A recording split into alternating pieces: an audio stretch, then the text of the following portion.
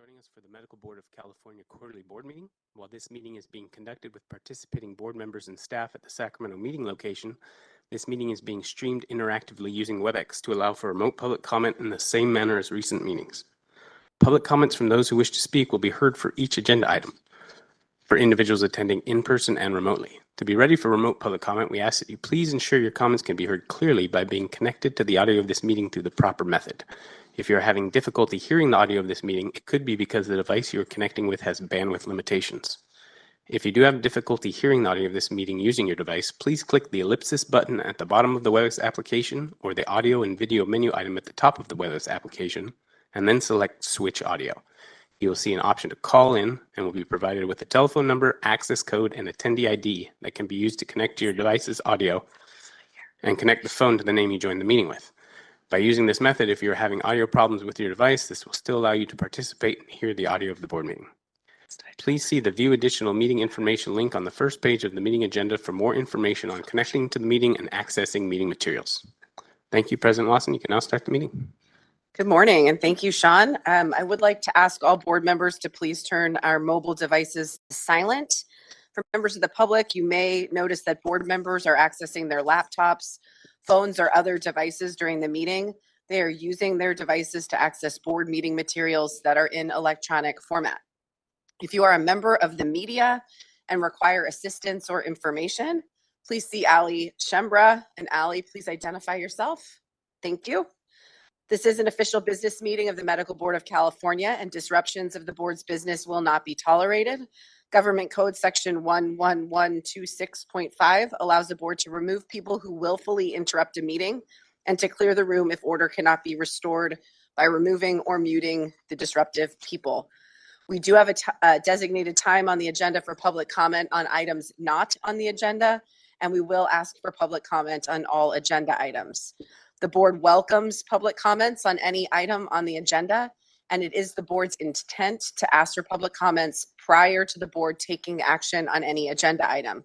If for some reason I forget to ask for public comment on an agenda item and you wish to speak on that item, please do raise your hand or come forward and you will be recognized.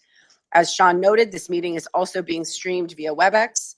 Individuals attending the meeting remotely via WebEx will have an opportunity to provide public comment and will be assisted by the host who will be facilitating the WebEx meeting. During each agenda item, the host moderating this WebEx event will activate the hand raising and Q&A features of the WebEx and will ask anyone wishing to make a public comment to indicate so by raising their hand or entering yes in the Q&A window. The host will then call on individuals who indicated they wish to make public comments by the name provided, which may be a pseudonym. When called upon, the host will unmute the microphone of the individual and they will have 3 minutes to make their public comment, but this time period may be reduced depending on the number of people who wish to speak so that more people may be heard. The host will audibly announce when 30 seconds remain to conclude the public comment. After the individual's time for public comment has lapsed, the individual will be placed back on mute, and only one public comment per agenda item is allowed per attendee. During agenda item 2, public comments on items not on the agenda, the board has limited the total public comment period for individuals to 40 minutes. Therefore, after 40 minutes, no further comments will be accepted. During public comment on any other agenda items, 20 minutes will be allowed for the comment period. After 20 minutes, no further comments will be accepted. Each person will be limited to 3 minutes per agenda item. I would like to remind all speakers to please stay on topic and keep your comments to the allotted time or less. Today's meeting will be run according to the Open Meeting Act as required by law, and we plan to end today by 5 p.m. I would like to formally call this meeting to order. It is 11:04 a.m. Ms. Struther, please call the roll.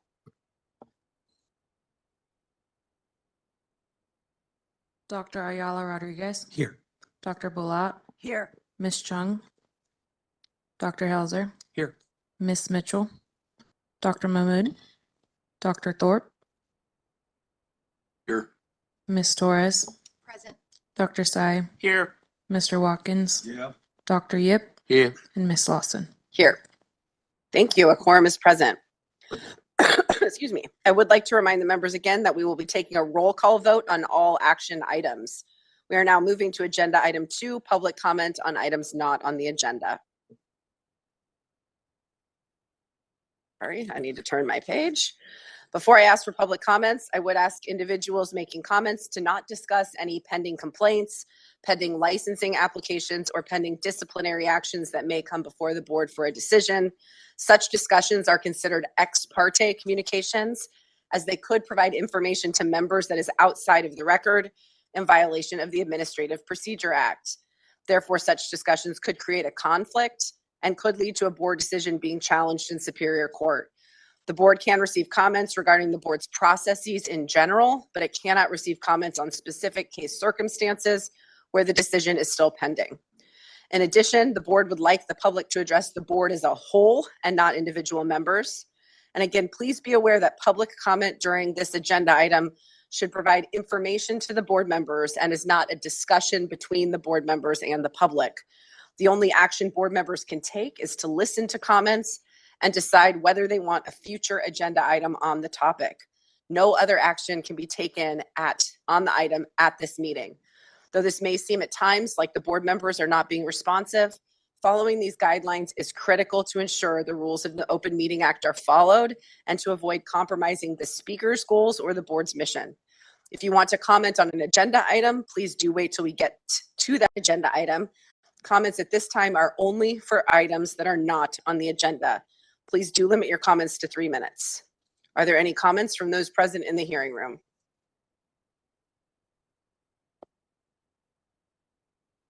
All right, seeing none, are there any public comments on WebEx? Sean? If you're interested in making a public comment, please use the hand raising feature or just type anything in the Q&A window. You don't have to type the whole question, just say you'd like me to make a public comment. And if you're in a call-in only line, you can press *3 to raise your hand. First up here, we have Rob Gordon. Should be receiving that prompt, Rob.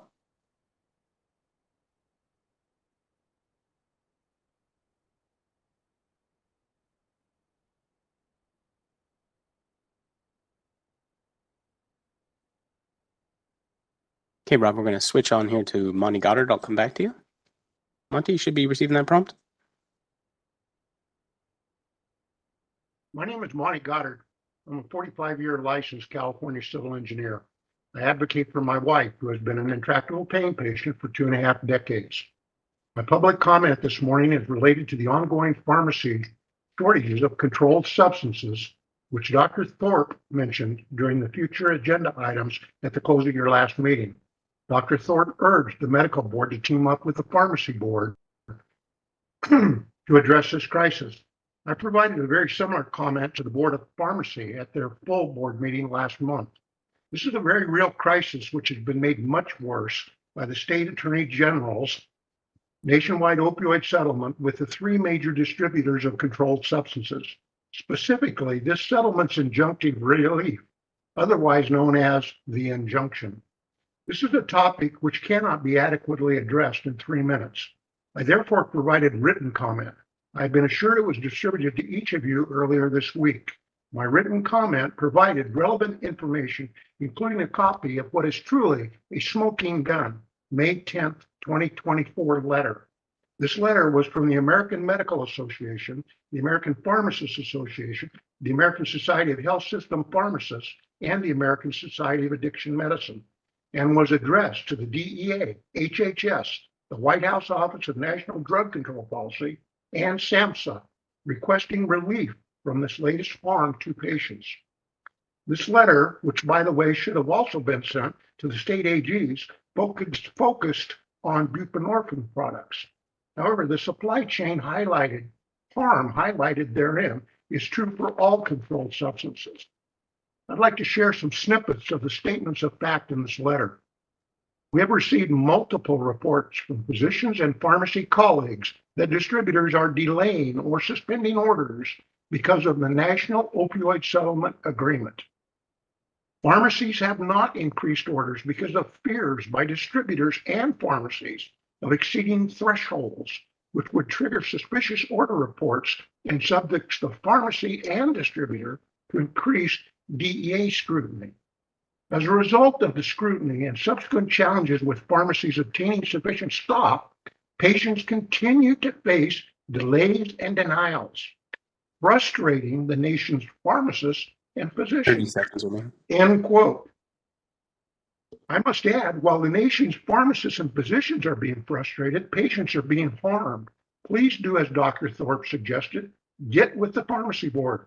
California's medical board and board of pharmacy need to work together towards resolving this latest government-created mess. A joint brief to Attorney General Bonta would be a good start. Thank you for your time. Thank you for your public comment. Next here we have Marion Hollingsworth. Marion, you should be receiving that prompt.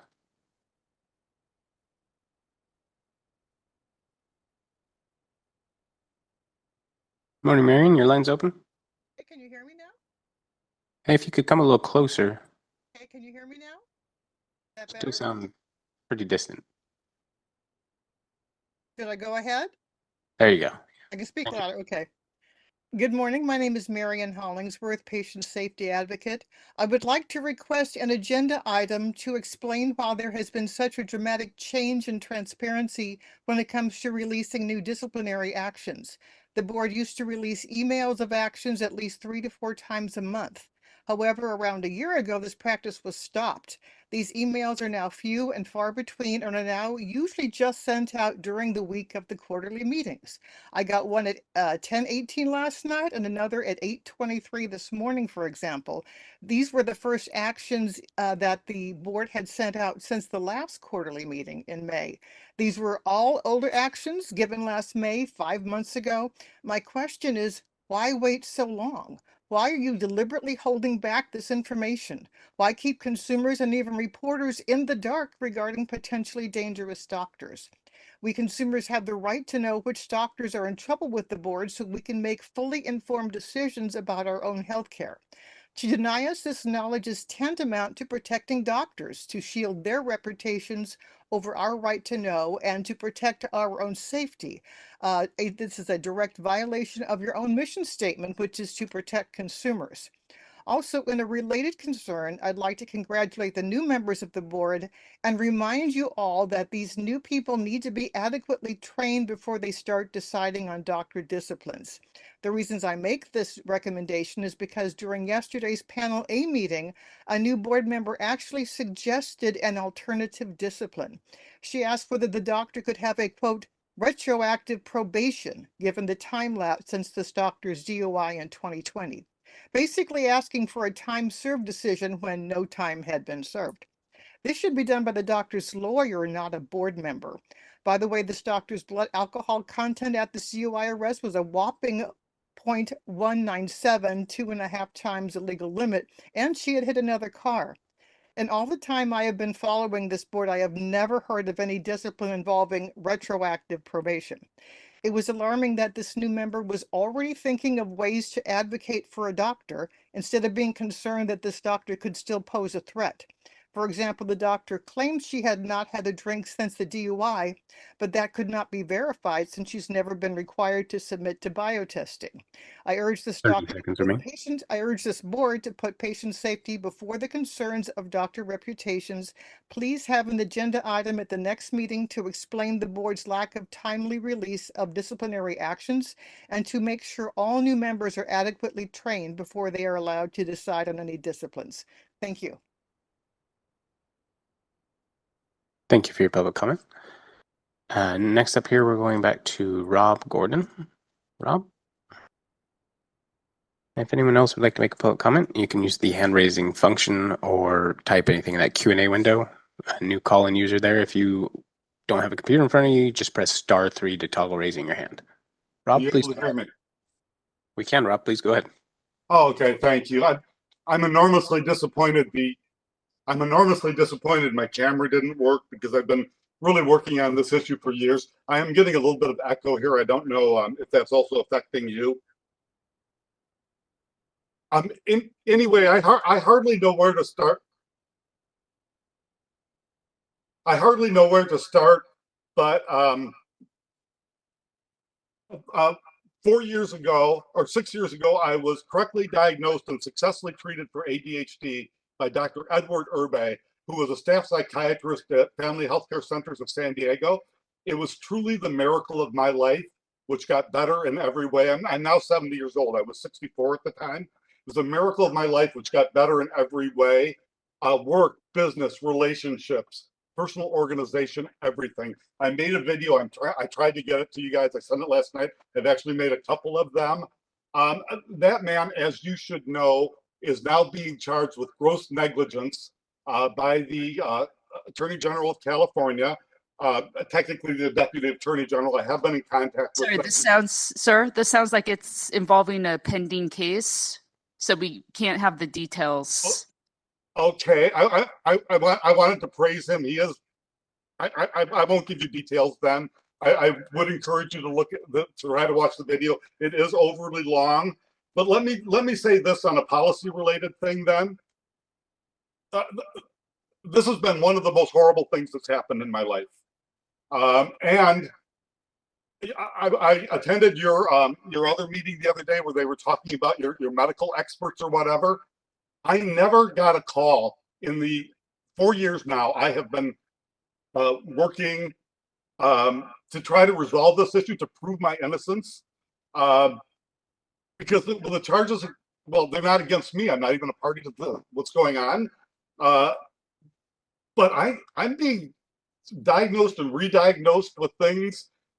People are not saying truthful things. And these are from people I have never met. And I'm being vague on purpose here so I don't violate your rules.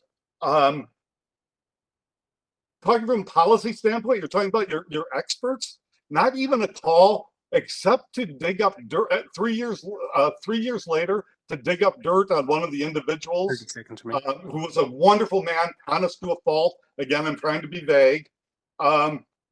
Again, I don't know what I can say or what I'm allowed to say, except to say this has been one of the most horrible things that's ever happened in my life. Some of the most untruthful people I've ever met in my life. And now you're kind of a party to it, including fabricated diagnosis, forced psychiatry, things that we simply cannot allow in our society. And Please conclude. I need to somehow communicate this to somebody. I will be in the hearing, which is next month. I'm disappointed enormously that it's a virtual hearing. I would have loved to look some people in the eye that are accusing me. Thank you for your public comment. Rob, I think if you were hearing echoes, I'm going to try this name too, because I see a second Rob joined. You're only allowed one public comment, just in case this is a separate Rob. I want to go ahead and click on it. But if you were hearing an echo and you're connected on 2 devices, that might be causing your echo. Do I still have time to talk? Excuse me? Do I still have time? No, Rob, I'm sorry. Yeah, you're Okay, timed thank up, you. and the echo would be caused by your second device. So you can submit any additional comments you'd like to the name on the agenda. Thank you very much. At this time, President Lawson, I don't see any additional requests. Okay, thanks, Sean. And just confirming there are no public commenters in the room. Okay, we will move on to agenda item 3, approval of the minutes from the last board meeting.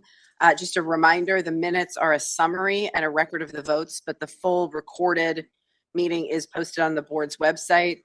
I did want to let the group know that a correction will be made to add Dr. Helzer's title as secretary, which is missing from the minutes. Other members, are there any corrections to the May 23rd and 24th of 2024 board meeting minutes?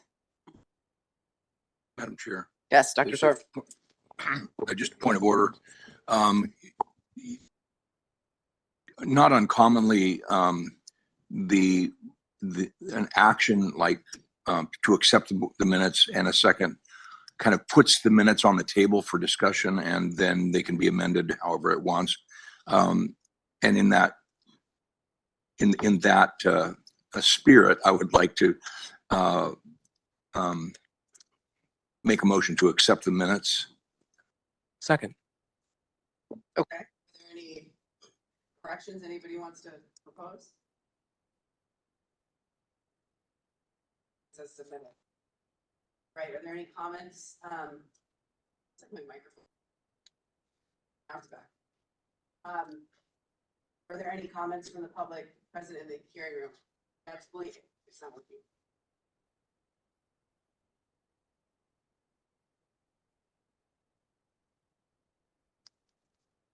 Thank you, sir. Okay, here we go. All right, so we have a motion and a second to approve the minutes. Are there any comments on the minutes from the public present in the hearing room? All right, seeing none, are there any public comments on WebEx? If you'd like to make a public comment, please use the hand raising feature or type anything in that Q&A window. If you're in a call-in only line, you can press *3. Give me a few seconds to queue up.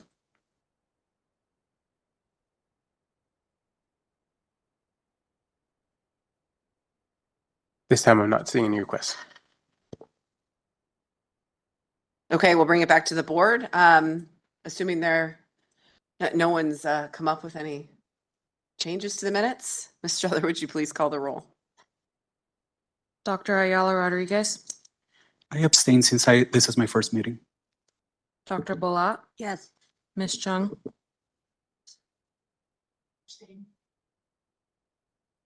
Dr. Helzer, Yes. Dr. Thorpe, Yes. Ms. Torres, Abstain. Dr. Sy, Yes. Mr. Watkins, Dr. Yip, Yes. Ms. Lawson. Yes. All right, moving on to the most exciting part of this entire meeting, the president's report. I'm joking. I would like to first note that we have a number of new members here with us today, and I wanted to give those new members just a really brief opportunity to introduce themselves to the board and to the public. We have joining us here today, Dr. Irving Ayala Rodriguez, Ms. Annie Chung, and Ms. Marina Torres. We have a fourth new board member, Ms. Wendy Mitchell, but she was unavailable for this meeting due to a long planned alternative engagement. So I'd love for you all to just take a really brief opportunity to introduce yourselves and your background. And I hope you know we're certainly pleased to have you here with us. It's terrific to have almost a full complement of board members. I think we do have a couple of vacancies still, but it's terrific to have a full board. So Dr. Ayala Rodriguez, perhaps we'll start with you. Thank you and good morning. My name is Irving Ayala Rodriguez. I'm a family medicine physician and also chief medical officer at Clínica Sierra Vista. So the CMO at Clínica Sierra Vista, basically we're operating in Kern County and Fresno counties. We're about like the 6th largest federally qualified health center in California. And for me, it's a pleasure to have the opportunity to serve Californians and to put my help to anything that is needed. Thank you so much. Thank you. Ms. Chung. Thank you, Chair. Annie Chung, and I'm the President and CEO of a nonprofit group called Self-Help for the Elderly. We're in the Bay Area, San Francisco, San Mateo, Santa Clara, Alameda, and Contra Costa County. So we serve very low-income immigrant, mostly Asian seniors in the Bay Area. Thank you. Thank you. We're glad to have you here. Ms. Torres. Hello, my name is Marina Torres, and I am a partner at the law firm of Wilkie Farr and Gallagher. But in a prior life, I was a prosecutor for the federal government in Los Angeles, where I prosecuted a variety of medical fraud, doctor diversion cases, opioid matters, and international narcotics. Very happy to be here. Thank you. Thank you. We're really glad to have you all here, and we look forward to welcoming Ms. Mitchell when she joins us at our next meeting. I did want to note that Dr. Dingra and Ms. Zhang have concluded their service with the board, which we thank them for, and we wish them the best in their next endeavors. I also wanted to note that the board has a new chief of licensing, Douglas Hawk, who joined the board. He raised his hand, but maybe you could raise it again so everybody can see. He will be providing the licensing program summary in just a little bit, so you'll have an opportunity to hear from him and to welcome him to the board. I also just, perhaps more generally, wanted to let you all know that staff have been hard at work on a variety of matters over the course of the summer since our last board meeting. You're going to hear about a lot of those things. I wanted to just highlight the budget. You're going to hear about this from our executive director in a little bit.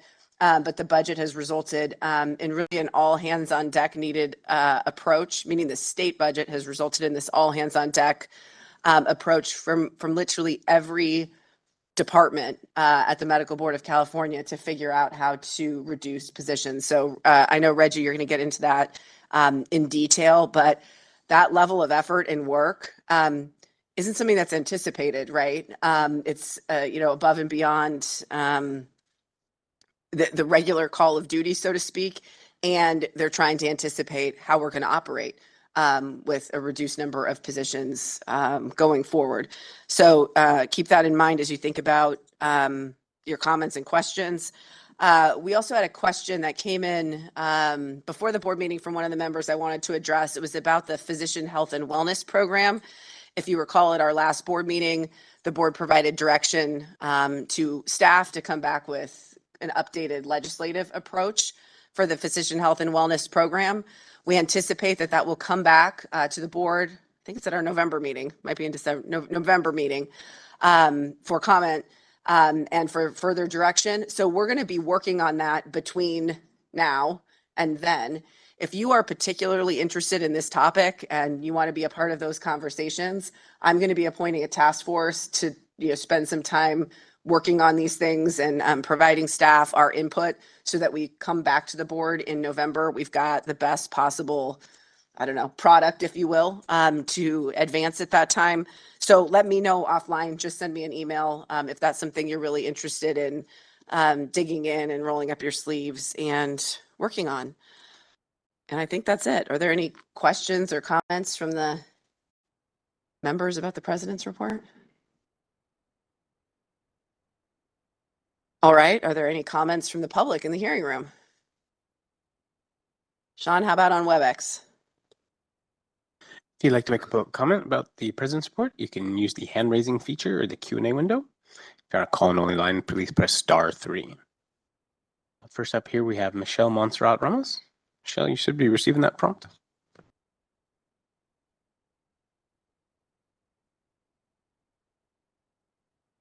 Morning, Michelle. Looks like your line's open. Morning. I am Michelle Montserrat Ramos, and I'm with Consumer Watchdog. I would like to welcome our new board members present and introduce myself and our team. I became a state and national advocate following the death of my husband-to-be at the hands of a drug-addicted doctor. Like most of my team, I filed a death complaint on behalf of Lloyd, and the board denied Lloyd an investigation of his death, and my complaint was closed at the Central Complaint Unit. This caused me to work on policy change with the former diversion program and to work on legislation to provide consumer protection where there was none. I now work with a team of advocates from across the state of California who join me at these meetings where we work together with this board on issues to meet your mission of consumer protection. Our team resides from San Francisco to Bakersfield in the Central Valley, to Los Angeles, to Moreno Valley, to Chula Vista, and everywhere in between. We have all lost family members tragically or have experienced and endured lifelong harm. We will be at every meeting and participate in every meeting. We look forward to working with all of you to meet your mission. Thank you. Thank you for your public comment. At this time, I don't see any additional requests. Thanks, Sean. Any final comments from board members? Okay, moving on to agenda item 5, board member communications with interested parties. As a reminder, this is an opportunity to disclose any communications with interested parties relating to agenda items. Does anybody have anything to report? Mr. Watkins. I had a brief conversation with NPR that was set up by the board. Thank you. Great, thank you. Dr. Thorpe? So I wish I had had a conversation. This is in relationship to Mr. Goddard's comment about the Board of Pharmacy and the DEA actions and the issues related to opioids and the restriction for patients. And I don't know quite what the right place to say this, make this comment is. I don't want to make it inappropriately, but I do want to stress the importance of follow through on this issue, because it really truly is an emergency in the sense that patients are being harmed because of the actions that have been taken. And I would like to find a way to help make that not a problem. Okay, so I'll just have the executive director note that and we'll, we can either talk about that at future agenda items or we could talk about it outside of the meeting as well. Dr. Balot? Yeah, I wanted to just inform the board that I had met with the UCLA Department of Surgery regarding PTLs in general and appreciate the work of the licensing team, and will follow up with additional comments, given that surgeons will often have research years, which we hadn't planned for. So thank you. Thank you. Any other comments? Just for me, I continue to receive a number of communications inbound, just in my capacity as president, most of which I pass right along to our board staff for a response. Most seem to deal with cases or complaints and that sort of thing, and they reach out to me. All right, are there any comments on board member communications with interested parties from those present in the hearing room? Okay, any public comments on WebEx?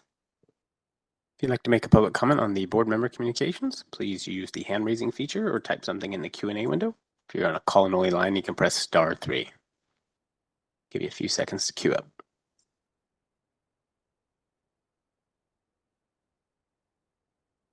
This time I'm not seeing any requests. All right, thanks, Sean.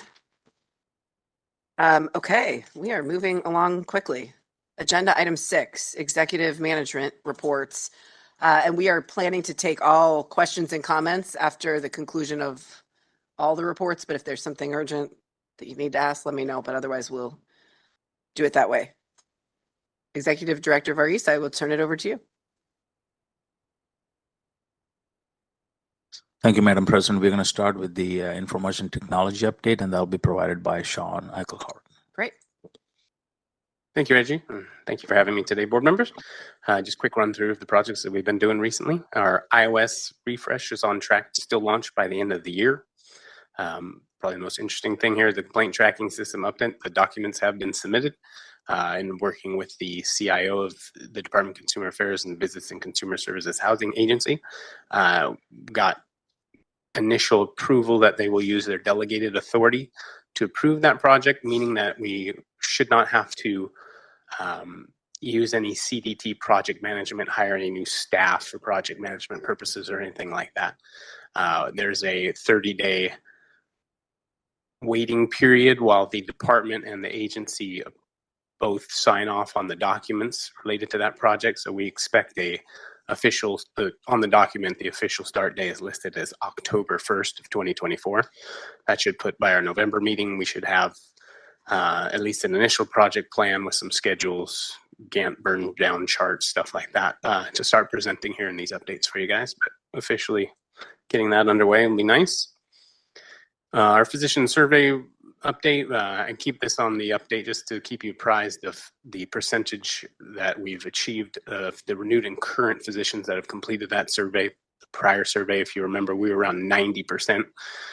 The response rates are starting to plateau off. So I imagine at the time I made my report last week, I think we were at about 79%. So we're probably right around 80. I think we'll get back to that 90 here, probably maybe by the next board meeting or two. But we'll keep you updated till, again, I feel like we hit that 90%. And that 90% again is the theoretical limit, because the initial licensees, even though we send them an email asking them to complete a survey, they generally do not until they do their first renewal. So when we hit that plateau, we'll try to find a way to get a little more of them to participate that way too. With the wallet cards project, it's just still chugging right along. If you've noticed in the news, the DMV has started talking about how they're going to start adding their driver's licenses to the Apple Wallet and Google Wallet and stuff like that. That was the next phase that we'd hope to do on the wallet card plan. I've been keeping it on here, hoping that we'd get to that project. Been a little short on programmers recently, so that project's been kind of delayed, and other projects have been coming up, but we still hope to get back to that. As for the docs update, you can kind of see that on the chart there, if you're looking at agenda item 6A there, that you can kind of see the cycle of the year is kind of peaking there again, right around the same height of last year. So I think we're, getting a good percentage of our applicants year over year, getting those documents coming in through docs now that we're pretty much requiring that for most entry points. Of note, we're doing an enhancement, working on an enhancement right now. Hope to have it done by the end of the year to allow the same medical schools and programs that are already registered for docs to submit the initial proof of postgraduate training information for those licensees that didn't have it at time of application. I don't know if I'm saying this right, but by their first renewal, they have to submit that documentation. It has to come from their medical school or postgraduate training program in this case. And so in order for their renewal to go through streamlined, if we have that document already,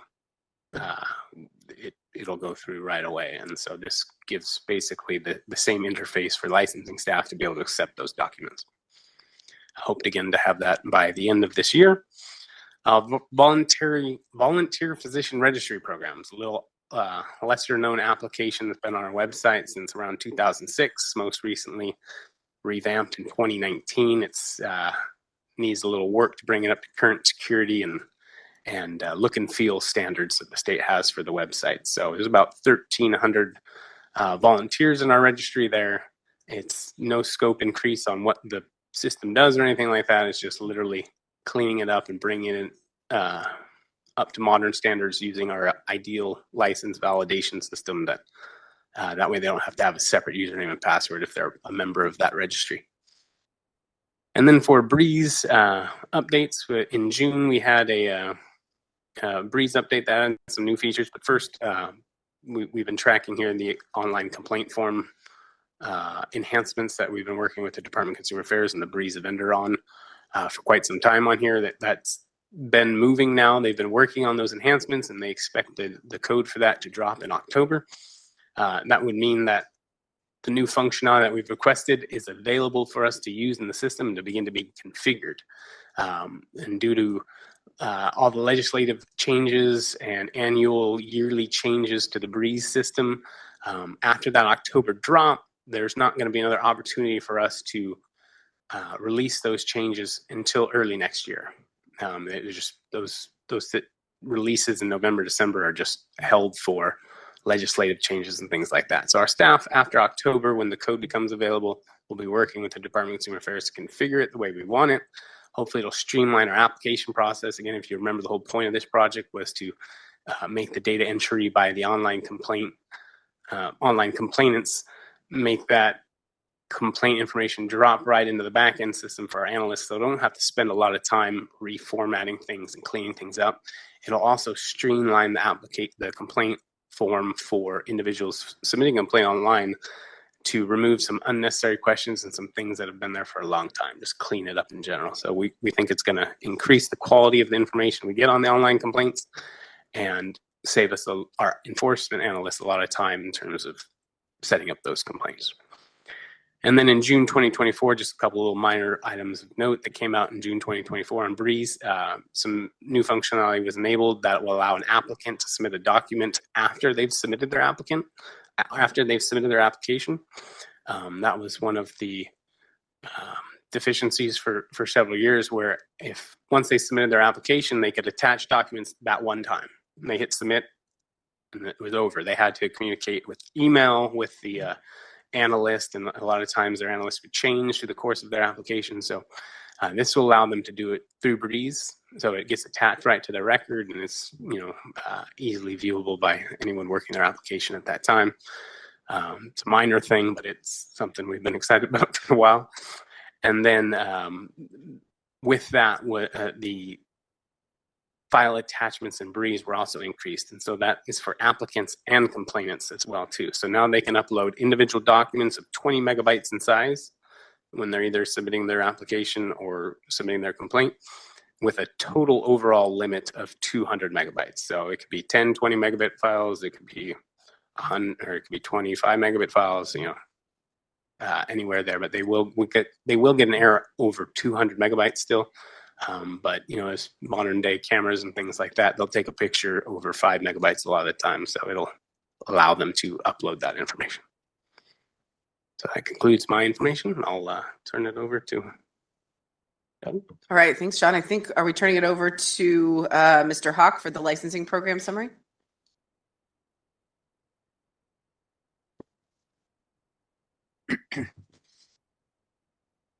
So a licensing program update.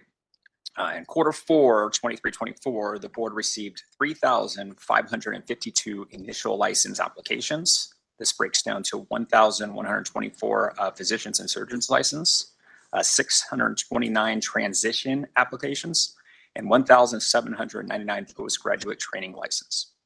The board also issued 2,326 licenses in this quarter. That breaks down to 2,086 physician surgeons and 240 postgraduate training license.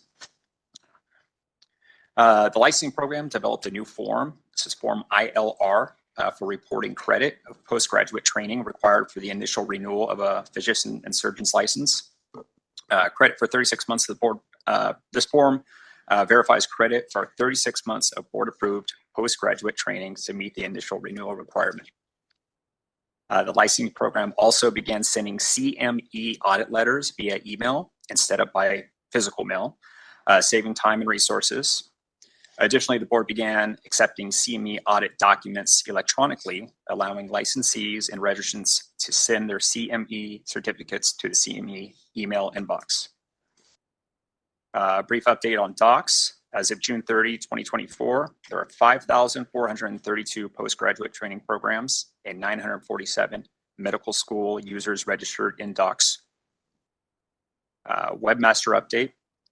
The licensing program responded to 2,410 emails from the licensing webmaster in Q4. The most responded topics were application status checks, first-time license renewals, and continuing medical education questions. For outreach in Q4, the board conducted 16 outreach events on the licensure process and requirements. That included 9 live webinars and 7 in-person presentations. And an update on the Consumer Information Unit. In Q4, they received 14,120 calls with an average wait time of 7 minutes. 3 of the topics most responded to were for questions was physician and surgeon license application status checks, physician and surgeon license application questions, and complaints. That concludes licensing. All right. Thank you, Mr. Hawk, and welcome to the team at the Medical Board of California. Thank you. I think we're moving on to the enforcement program and administrative summary. Jenna Jones. Morning, board members. The enforcement program has been very busy as usual. Last fiscal year, the board received 9,715 complaints. The average time for CCU to initiate those is 6 days. We have a 10-day mandate, and we're well within that time frame at 6 days. CCU is on average taking 123 days to complete their portion of the investigation, and they are the triage unit for the new members. From there, it may go to HQIU or be resolved internally. We do have a number of vacancies, but through that, we continue to maintain the necessary standards. CCU management is working with Breeze continuously to improve our processes, automate things that we can reduce staff time on, and we greatly appreciate their assistance. The complaint liaison unit was created in one of the recent legislative actions, and we have completed the job descriptions, and those should be posted if they haven't already for advertisement. So we're excited about adding those people to our team. And it will help the public as they will be a go-to for the public in dealing with their complaints and getting the possible review process. The expert reviewer program is also busy. Last weekend, we held another expert reviewer training. I believe we had around 46 attendees, and we are greatly appreciative of Dr. Yip attending those in the morning to welcome the members and provide some good feedback. We continue to advertise for experts, and we continue to evaluate the experts that are currently in the program. Our CIO office is our complaint investigation office. They're our in-house investigators. They too remain busy.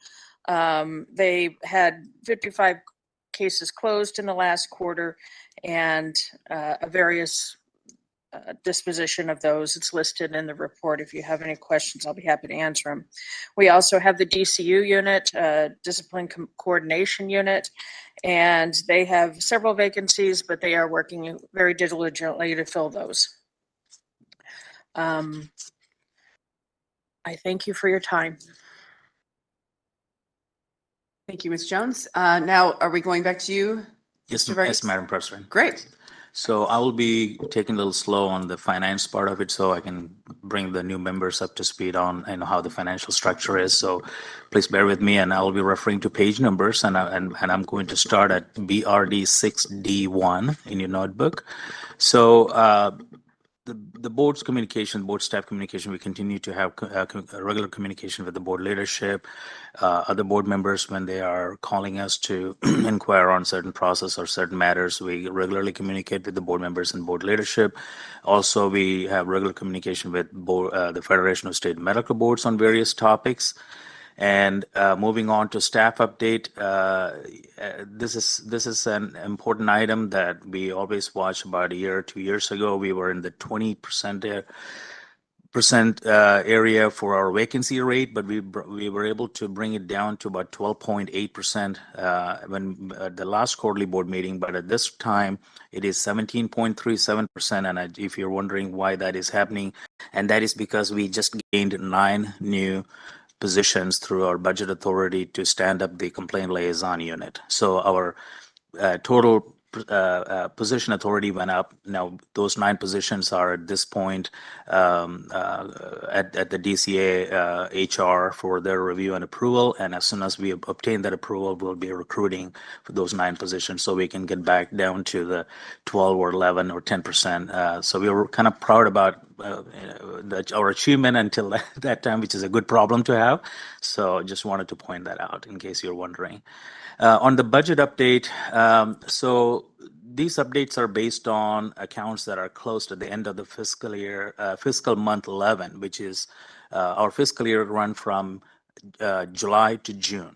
That's our fiscal year. And so when we cannot report to the board in a public setting if the accounts are not closed. So these some of the budget items, and I will point that out, what amounts that I'm mentioning are in what period. So overall, the last closed business period for this report is fiscal month 11, which is May. So our June accounts are being closed now, and even at that time, not all expenses are paid in June, right? I mean, there are some bills coming after June, so we wait till the fiscal month 13 to close out before we can finalize the accounts for that fiscal year. So bear in mind, we are in fiscal year 23-24. So when you hear that term, which is the last fiscal year that closed on July 31st, 2024. But these reports are as of May of 2024. So we estimate our total revenue collection to exceed prior fiscal year collections, and that's due to our fee increase that we obtained. So this increased revenue collection, coupled with anticipated year-end FY 23-24 total budget, the spending, we may be able to repay the 2 24-month term loans early this fiscal year, which is 24-25, and save on accrued interest, which is something that we are kind of watching and monitoring that with the help of the DCA budget, of course, budget office. And that's one important item to note. And however, we may have to take another loan towards the end of this fiscal year to ensure solvency while the full impact of the fee increase takes place. Okay. Now I will point that out when I'm going over the Fin Condition report. You will see those numbers laid out, and there are some facts that we need to take note there. Even though we are taking another loan, the loan amount is projected to be a very high one at this point early on, but that will be adjusted as we go on. Also, it is worth pointing out that our staff continue to focus on process improvement, cost reduction wherever possible, and attempt to collect all cost recovery and accounts receivable on a timely basis, which ensure our cash flow and also our fund balance and our ability to continue to operate in streamlined fashion. So again, I will go in detail on all these when we analyze the fund condition report that is on page 6D8. So we'll come back to that. On media relations and external communication update, beginning August 1, 2024, all dispensers will be required to report their dispensations to Controlled Substances Utilization Review and Evaluation System, which is in short form called CURES, using a new format which is 4.2B format of American Society of Automation in Pharmacy, which is ASAP is what the short form for that is. So that is an important switchover in the CURES system in reporting the dispensation matters. So working with CURES and DOJ, we were sending out a lot of alerts to all the dispensers. So hopefully that message went through, and it was effective August 1, 2024. We have not received any complaints or comments that it is not working. So we are hopeful that our message went through to the right people and everybody is in compliance. And we continue to assist the CDPH by mass email distribution of important public health announcements. We do that throughout the quarter. And also on July 24, 2024, I had an opportunity, Marina O'Connor, our Deputy Director, had provided a Medical Board California update to Long Beach chapter of California Association of Medical Staff Services. And moving on, myself, I also had an opportunity to speak with the Federation of State Medical Boards Symposium in Washington, D.C., which was online, and that was in June 18 of 2028. And the topic of my presentation was Mexico pilot program. The symposium was about alternate pathways for licensure to increase workforce in the United States. And so I presented on our experience with Mexico pilot program. And also my presentation included other special programs, permits at our disposal. Quickly moving over to page 6D4, again, at the top of that report, you can see this is a fiscal month 11 report and fiscal year 23-24.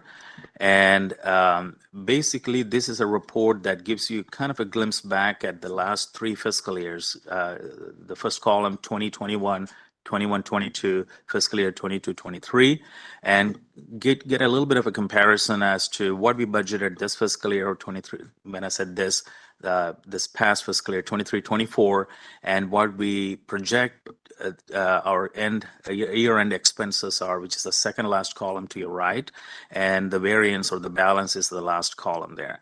So again, line item budgeting, it's still not perfect. I mean, you would wonder why, if you were consistently spending this dollar amount every year, every last 3 years, then why did you under budget or over budget? There are a lot of explanation for all that, but primarily we monitor that for operational standpoint. But when you go to the bottom of that report on page 6D7, you would notice that we are projecting last fiscal year, projecting a surplus. We are going to come under almost close to 7% of what we budgeted. So we are not going to be spending all the money that we originally thought we were going to be spending. So that is increasing in revenue. Our expenditure spending comes under the budget. Those are the measures that we need to follow to ensure that we cash flow and our solvency goals are achieved. So now to the most important document report, which might take a little bit of time to explain how this can be interpreted, which is 6D8, page 6D8. And apologize for the small print there. If you can enlarge your PDF, that'll be great, and I promise will work better. The only reason we thought we will include the budget year plus 7 columns on there to show how the loan will be repaid back, and maybe we don't have to project all the way down 7 years down the road in the future reports, and so the fonts will be a little readable when you open it up. Again, this is based on FM 11, our financial month 11 projections. And the top columns are a little misleading if you're not used to it. So let me explain to you. The PY stands for prior year. CY stands for current year, which is current year for this report, not We are in fiscal year, as we speak today in August of 2024, we are in fiscal year 24-25.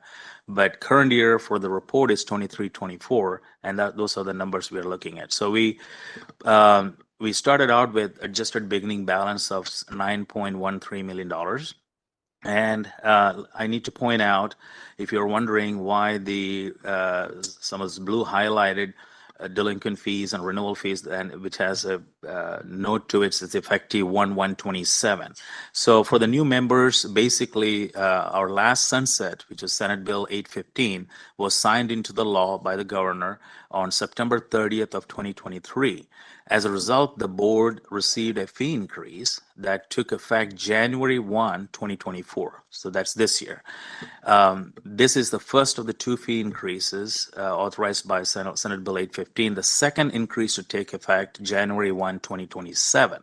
So on this report, those line items are divided, split into two lines to show, if you look at budget year +2, which is 26-27, that's where we capture that amount. Those are estimated figure that how much money we'll be collecting.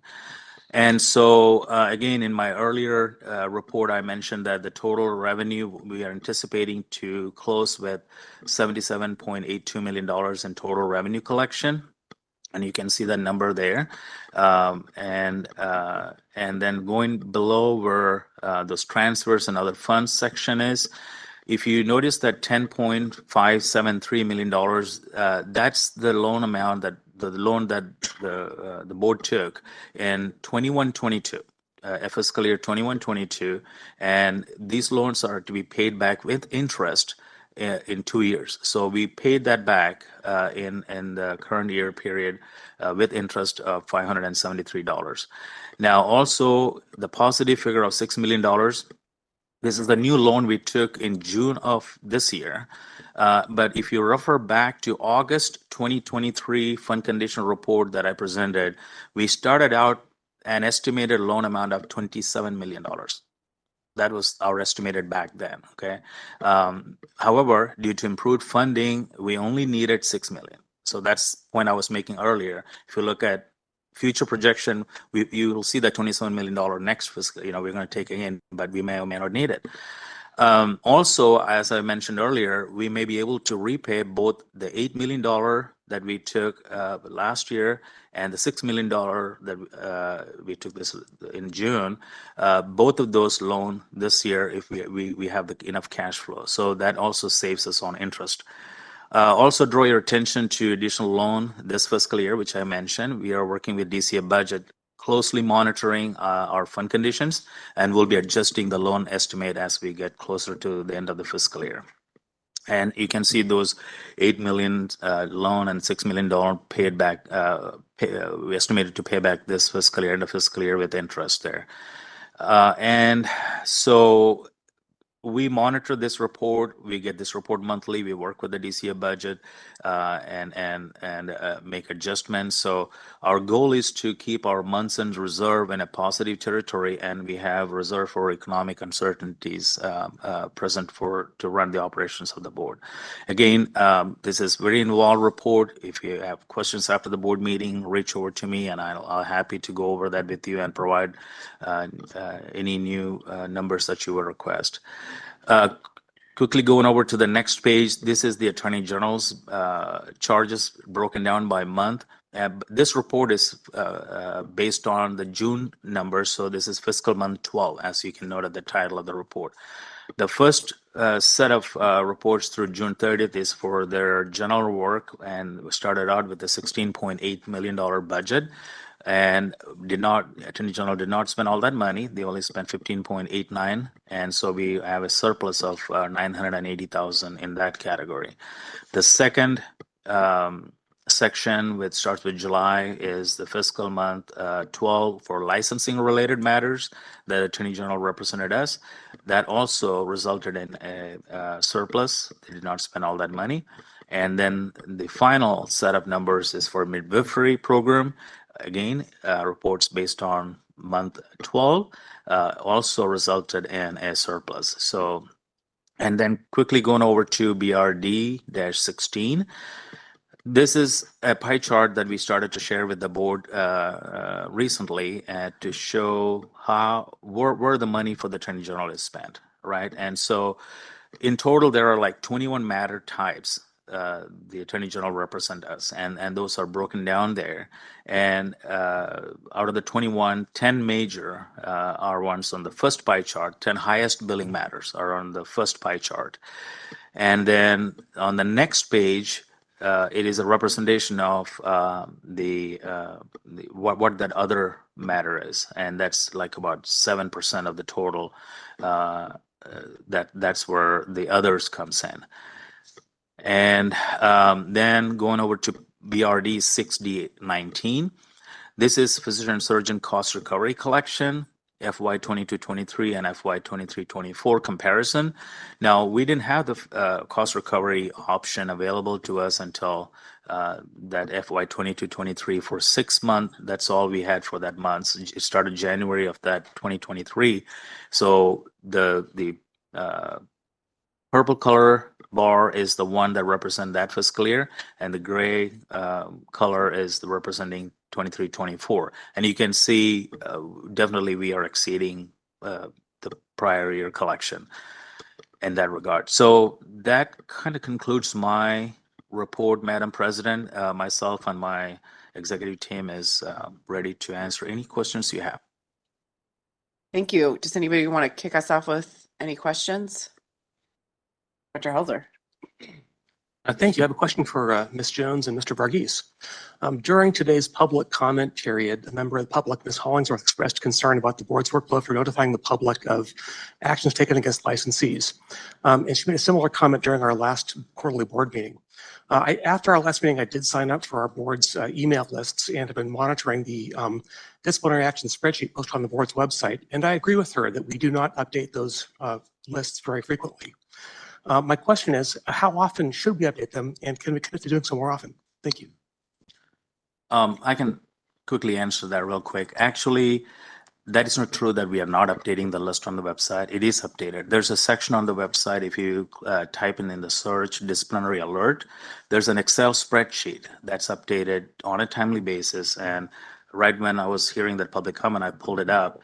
And as of when I pulled it up today, the last update is 8/15, and that's that page. When you first go into that page, I don't know, Sean can probably help me how many years it go back to. It go back to years and years, and that Excel spreadsheet lists every action that has been taken, and it is updated on a timely basis, almost daily, I believe. And at the last column, there's a link that you can click on and go to the profile page. So I've been following that spreadsheet online, and I don't agree. It has been updated within the past week, but not for quite some time before that. Okay, I'll definitely look into that. The other matter that I made a note here. So the most up-to-date information, the public profile page lists all the disciplinary actions, right? And so that's updated. So, but you have to look up one at a time there, or you have to have that Apple app, iOS app to get the alert on that when the decision is posted against the licensee. Now, also, I mentioned about the spreadsheet on the website that's updated. Now, we'll have to look at to see why it didn't show up, but when I look at it, it's always there. So I'm sorry, I have to look at that one. And also, we had some delays in manually creating that individual alert that the public commenter was speaking about that did not go out for weeks. And we had staff shortages, and that position that handles that public disclosure was vacant for a large amount of time this year. And the most recent email alert was distributed like some closer to the board meeting here. I understand that. But now the whole process is very manual process with a lot of hands-on. So we are developing a automated system to send out email alerts to go out on a more regular basis to subscribers and to let them know when an accusation or decision is posted on the website. And so we hope to have that system operational later this year. So that will automate that process and take away a human being have to sit there and type all that into an email. Thank you. Yes, sir. Thank you. Other questions? Dr. Ayala Rodriguez. Yes, I do have a comment question for Sean regarding the app for the iOS. So I downloaded the app, and me as a physician am very familiar utilizing apps. The previous app, I think that is very hard to navigate. I know that it's going to be refreshed, it's going to be updated, but my question, or I'm seeking clarification, is like, did we get like any user feedback in terms of how we're going to be designing the new app as we launch it? Because like as a physician or as a consumer, like for myself, like it is relatively hard to navigate it. I think that it seems like the whole website like is collapsed onto the web. And when I try to look at even reviews, for example, on the App Store, like most of the reviews are from 5 years ago, 7 years ago. So I don't know if there was like any like open feedback session or something about what consumers expect from an app. Not so much in the structure. A lot of the structure is dependent on, there's a view of our current website. We're kind of pulling that out of the app. If you want to visit our website, you can go through Safari or browser, whatever you want to do now. Trying to make the app a little more focused on just the DCA search pages and drilling into the profiles. A lot of the feedback we had gotten was about the functionality where individuals would say it wouldn't give you the updates unless you had the app actively running in the background. And so when we launched the app initially, it was designed to only run when it was active on your phone. We were under concerns from groups who didn't want any tracking being done, anything like that. Now we've gotten feedback that people are okay with that, and it's anonymous device ID tracking. It's not like we can tell who's following what doctor or anything like that, but having that information allows us to send those background push notifications even when the app isn't actively running and it's fallen into the foreground. We have in this new version made the search interface a little cleaner because it was just views through into the DCA search system before, which while it's designed for mobile use, it didn't use as much of the screen as possible. So some of the search functions and things like that have been made specific now to the iOS mobile platform.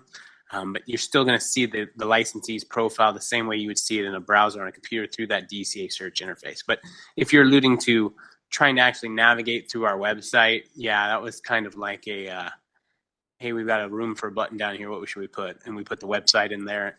We'll Thank you keep so that much. out in Safari. I really appreciate your response. The other comment linked to that is like as we're working on like refreshing the app and automating like some processes, like I do hear from Mr. Hawk about like that there's like a lot of emails on the webmaster and calls to try to obtain information about application statuses. Is that something that maybe like through the app or through a different form can be incorporated, maybe like a tracker? There's many industries that kind of have a tracker, because I believe that if applicants, for example, had been a standard, like every month your application will be updated, you can check on the tracker the status of it, maybe could remove some of the emails or some of the calls that the board is receiving, because I can expect that there's a lot of time spent from staff, like replying to those emails and calls.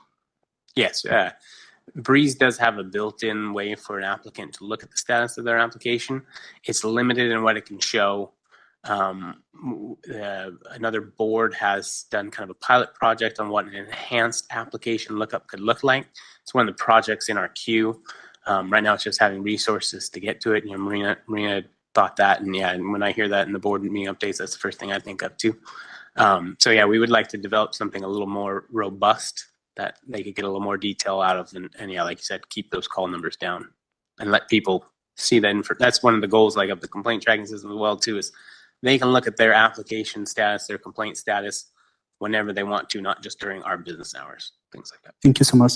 And just one last comment for Mr. Hawk. There was like a very significant increase on the PTL applications. Like, is there any reason that you believe of why? Is it more residency programs in California? Is it a reason why? Thank you. So I've been with the board just over 2 months. So going historically, I wouldn't be able, I could look into that for you, but I don't know if anybody knows the specific I think reason. that compared to last year's was like a 3 times increase. On the... I can speak to that. So it's based on the cycle of the residencies, which actually follow our fiscal year. So residency programs usually start July 1st of every year. So we anticipate getting a surge of applications around that time. And then also, they have 180 days to obtain a PTL from the time they start their residency. So even though they don't need the PTL July 1, they need it by the end of the year, so around the end of December. So we're always going to see a surge then as well. So it's actually cyclical that way. Now, I will say one difference I've noticed, and actually am very happy to see, is we got more applications around this time of the year than previously, which I'm not going to take credit for myself here. It was an entire board effort to get out, outreach and tell people apply early. We've tried to take a lot of steps to tell people don't wait until that 180 days is coming up. Apply right away. Even if you don't need your PTL right away, apply. So I'm hoping that's what that is that more people are applying early on, but that's typically the time of year we see. I think so, because even compared to the quarter from last year, same quarter, like there was like that increase, but maybe it's because of all that outreach webinars and in-person sections that you guys are hosting. Well, thank you. Other questions? I just had one, and it relates to the, I guess it's the pie chart is probably the best for the Attorney General's office, fees and costs. Just, over the last couple of years, and last year in particular, there was, a variety of lawsuits that were related to legislation that was adopted, right? So not necessarily to our enforcement process or, licensing or these sorts of things. I'm wondering where that cost shows up. Is that just in the civil section, or is that in the civil appeal and other section? Do we know? I think it is a civil section, right, Carrie? I think you civil lawsuits. Because maybe a question, and we could ask the AG's office to share with us, like just to break out those costs, because I'd love to see. I don't know how many of those off the top of my head are pending currently. I know some have gone through the process, but I'd love to see what the medical board is spending in response to legislation that was adopted, right? And try to understand what that looks like. Yeah, good point. I'll take a note of that. In November, we can have, which previously AG's office have sent their budget person to come and explain. Yeah, so maybe I'd love to just see a breakout of that. It would be, I mean, there's both the cost of our programs, right? And then there's the cost of things that happen to us, right? As a result of legislation or, national issues or a pandemic or those sorts of things, right? Things that, again, that just happen to us, but we're responsible for, the costs for. So it would just be nice to see those broken out. Yeah, between the civil and also the general client services. Okay. Those are the two. Got it. But we'll confirm that. Thanks. Just a comment. It's great that we have come in under budget in each of these areas, which has always been a traditionally difficult line item budget for the board. However, I will point out that the Attorney General just noticed that their fees are increasing again, and which we have no control over. And so even though this fiscal year came in under budget, chances are that we're not going to come under budget again next year, or in the coming months, because of those increases, which went into effect just recently. Yeah, I can. That is always a concern, but to the large extent, it's also based on how many complaints we receive, how many referrals we make to the AG's office, and for those billing rates going up, it's not really a big percentage is going out, and the attorney services is going from $220 an hour. $220 an hour to $228 an hour. So it's just like $8 per hour increase. And for the paralegal, it's going up from $205 to $213. And for auditor analyst service, it's going up from $195 an hour to $202. So compared to it's not a huge increase, but again, like Dr. Thorpe pointed out, we have no control over. That's through their BCP process they obtain that fee increase. But to the large extent, it's based on how many cases we handle, and like Ms. Lawson, you pointed out, how many lawsuits are filed against us that the AG's office have to defend the board members and the staff. Other questions? Dr. Yip?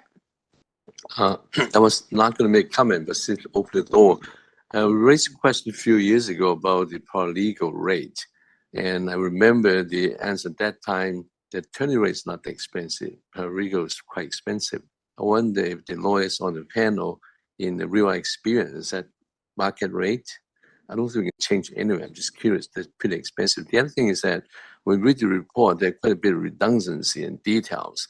Doesn't matter if they list out pages after pages, which pharmacy, how many tablet, then what they download drug the respondent prescribed. It seems to me that a labor involved may not make the difference in those cases. I'm just wondering, is there a way we feedback the AG office to have some cost cutting too?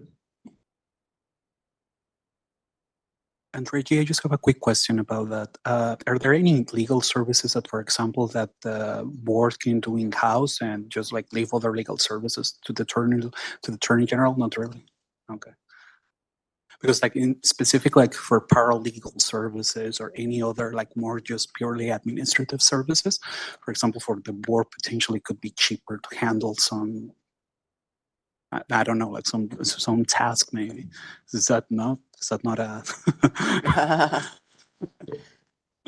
What I can tell you is that if the Attorney General's office has a conflict and we have to retain outside counsel, it's much more expensive.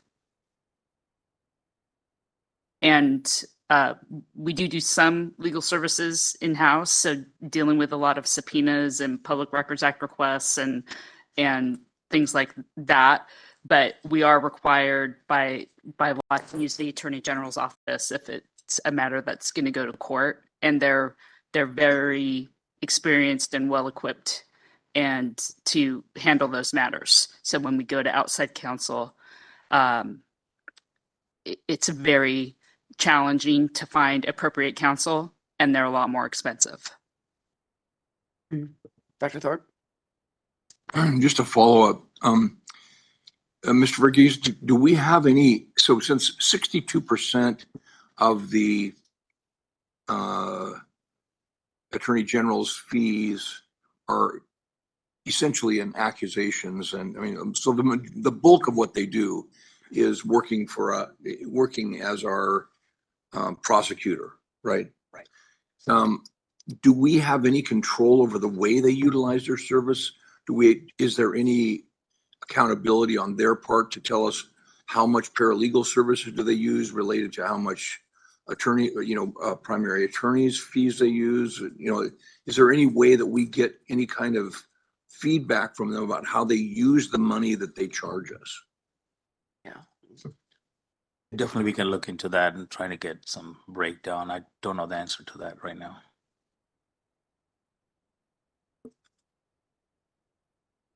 I'm sure they'd be happy to provide further details.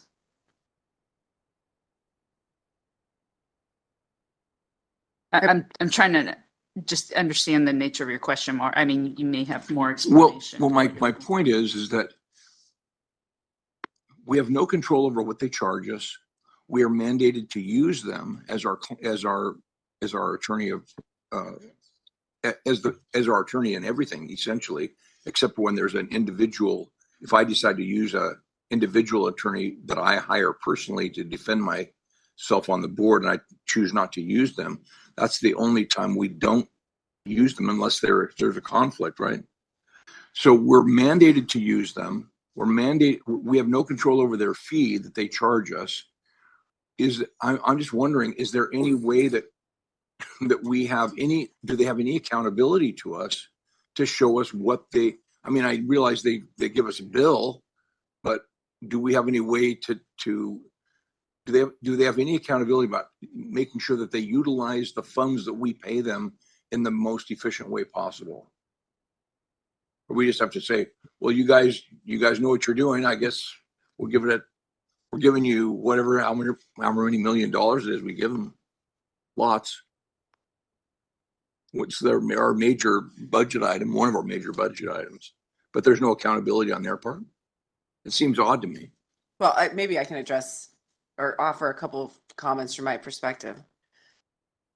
I think the Attorney General's office does a terrific job from a legal perspective. And I think they get feedback routinely from our staff about how they're doing, what direction to move in. You miss something here, add something there. I mean, so I think there's a collaborative process. To me, I mean, this, our budget, our financial condition, yes, the Attorney General's, bill, if you will, is, a huge percentage of it is quite expensive. But the fact that we take loans from the Automotive Repair Board seems, absurd to me, right?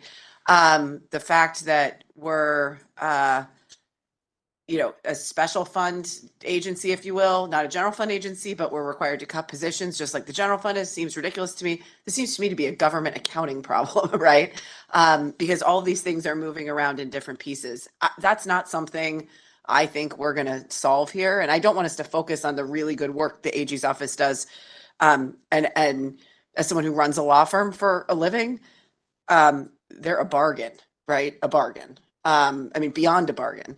And, if we would have to go out and procure these services, more so on the private market. But this, again, the way that the state of California government works from a fiscal perspective, there are lots of things about it that don't make any sense or are seemingly irrational, right? And so I think maybe there are opportunities for us to work to change that over time, but it's a tough environment to be a part of for sure. Don't get me wrong. I'm not quibbling about they do excellent No, work. I know. I have nothing to say about that. It's just that, unfortunately, my point is that we are responsible for the funds that we have. We only get the funds we get through our licensing fees. Essentially, we get no general funds, and so we have to do the best we can to be fiscally responsible for that. And my only point is, given the fact that this is such a large line item budget and we have no control over the fact that we have to use them, and I agree with you, look, if you're going to go get a healthcare attorney, you're going to pay over $700 an hour. I know. I run a medical group. I know how much money we pay for legal care, and it's not $228. I'm not quibbling about the money. I'm just saying we have a responsibility to be fiscally responsible for what we are given by our funding source. And my only point is we have no control over the amount. We have no control over using them, either using them or the amount of money they give us or the amount of money they charge us. It would be helpful to me, and maybe I'm the only person that cares. I don't think so, but it would be helpful to me to know that they're actually utilizing that money as efficiently as possible. And I trust Reggie to do all the work that needs to be done. It's just not here. It's just, the paralegals charge almost as much as the attorneys. It seems like, a few dollars less. It doesn't seem reasonable to me, but that's the way it is. So my only question, that's my question. Is there any transparency? Is there any way for them to show us what they're using that money for and how they distribute it? That's all. Why don't we have their budget person come again to their next meeting? We can talk about that. And that, your question, Dr. Thorpe, is not, is quite similar to the one I was asking, right? Too, about trying to understand when the legislature enacts certain laws that then cause us significant legal problems, right? And the Medical Board of California is required to defend multiple federal constitutional lawsuits, right? And we're required to pay for it out of our fee revenue, right? The legislature's not paying for that. And so, some of those were laws that we weren't fans of to begin with. So, understanding where that is, frankly, so when we go back for sunset to be able to talk for fee increases and the like in the future, we can justify it. Talk to them about why we need additional revenues in order to pay for the services we need. So I think we're talking about kind of the same thing. Yeah, I'm not trying to be contentious. I know. Yeah. Thank you. Are there other comments or questions to the board, Mr. Watkins? Yeah. You see, when I see the 9 million, like Dr. Thorpe, I want to ask a question. How many accusations do we file? And I know that is not a, it's going to be a number, but it is always interesting to see, if you break the things down in an accounting way, because accounting shows you what the process looks like leading up to it. By the time it gets to the accusation, it has gone to a whole investigative process. Is there hobbling in that investigation process that the skills of the Attorney General then are massively required? And therefore, they spend many more hours to, write up an accusation, or is it already all the standards? Because then that accusation, for the most part, would fall within a range. Because the cases will all fall within a work range. Say if your average case is, in an investigation process, 100 hours, it produces a product at the end that gets handed over to the Attorney General. The Attorney General then prepares the accusation. I want to understand if we're spending, I don't know, what the accusation, what price per accusation at that point. Because now I'm getting down to line items. Forever, if we do 3,000, then of 9 million, then that's a number. I'm not going to do the math. But if we do 300, that's another number. So that gives us kind of an indication of price per accusation. I think that's what Dr. Thorpe was talking about when you break it down. And sometimes that just reveals efficiencies that's available in the system, more collaboration throughout the process, because that is what the enforcement monitor also spoke about in his report, the collaboration across all the agencies. And I'm just wondering if this is what we're still seeing is, a work in progress of working on such efficiencies.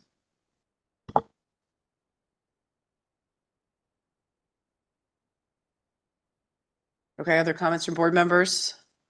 We'll open up for public comment. Anyone in the room?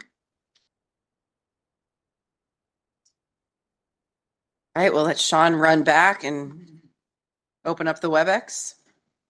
Yes, anyone wishing to make a public comment, you can use the hand raising feature or type something in the Q&A window. If you're on a call-in only line, you can press *3. First up here, we have Dylan. And you should be receiving that prompt on your end.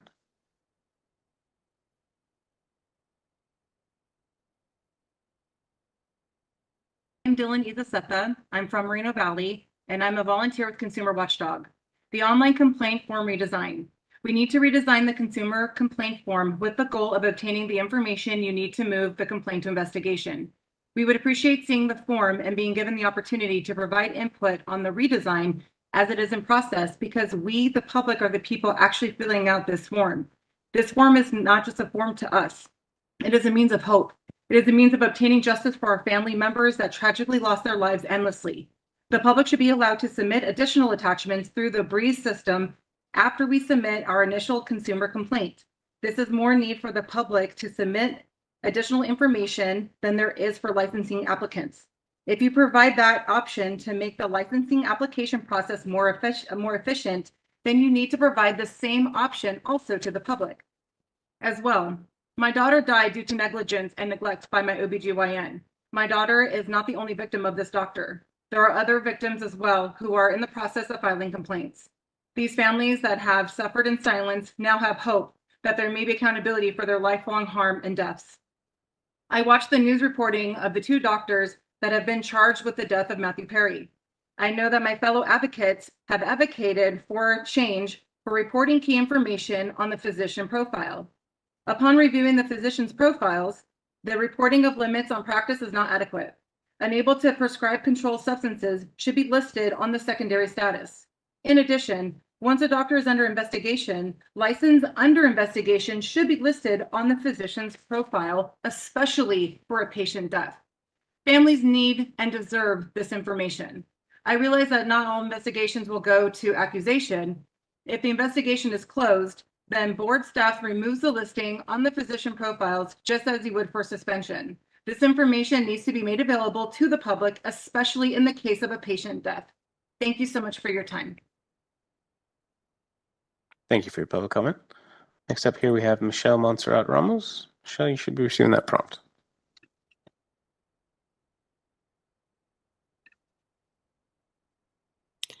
I am Michelle Montserrat Ramos, and I'm with Consumer Watchdog. We appreciate the update.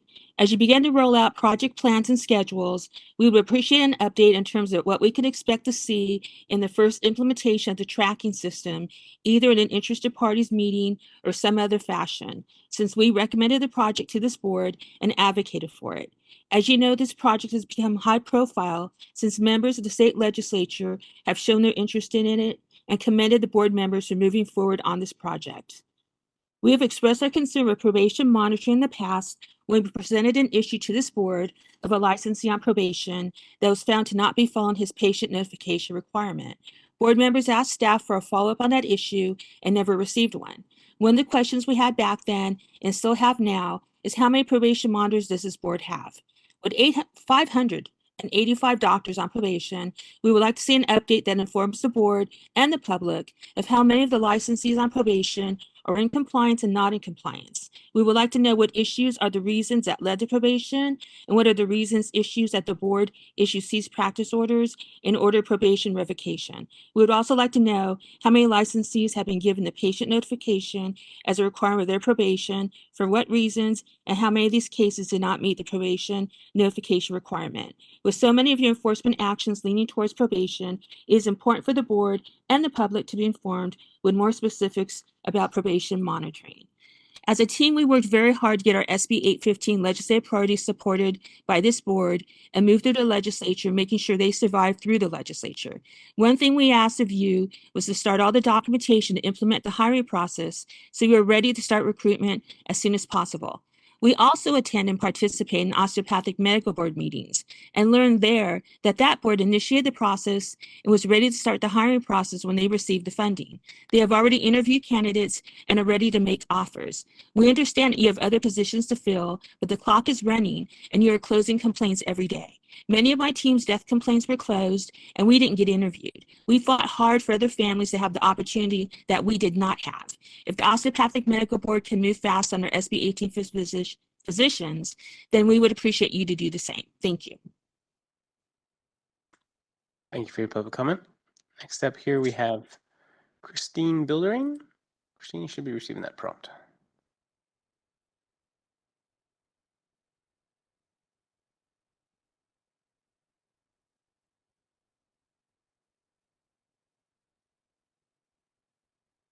There you go, Christine. Looks like your line's Can you hear open. me?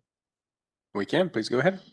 I am Christine Bilderain. I'm from Los Angeles and I'm a volunteer with Consumer Watchdog.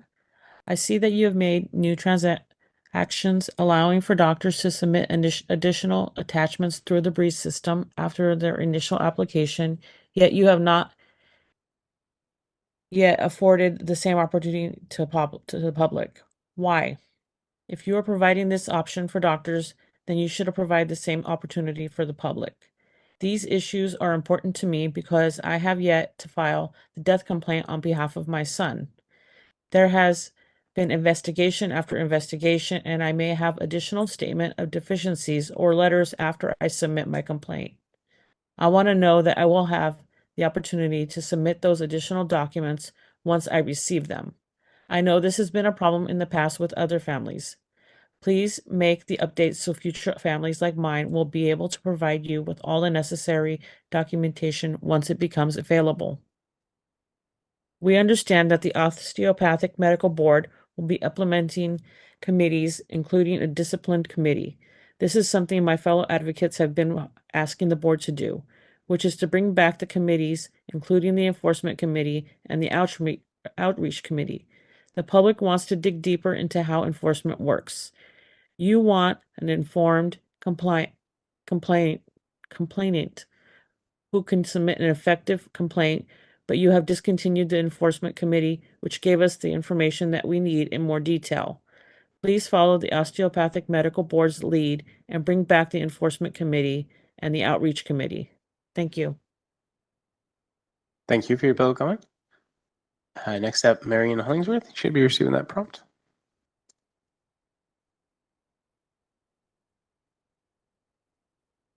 Time? We can, Marion, please go ahead. Thank you.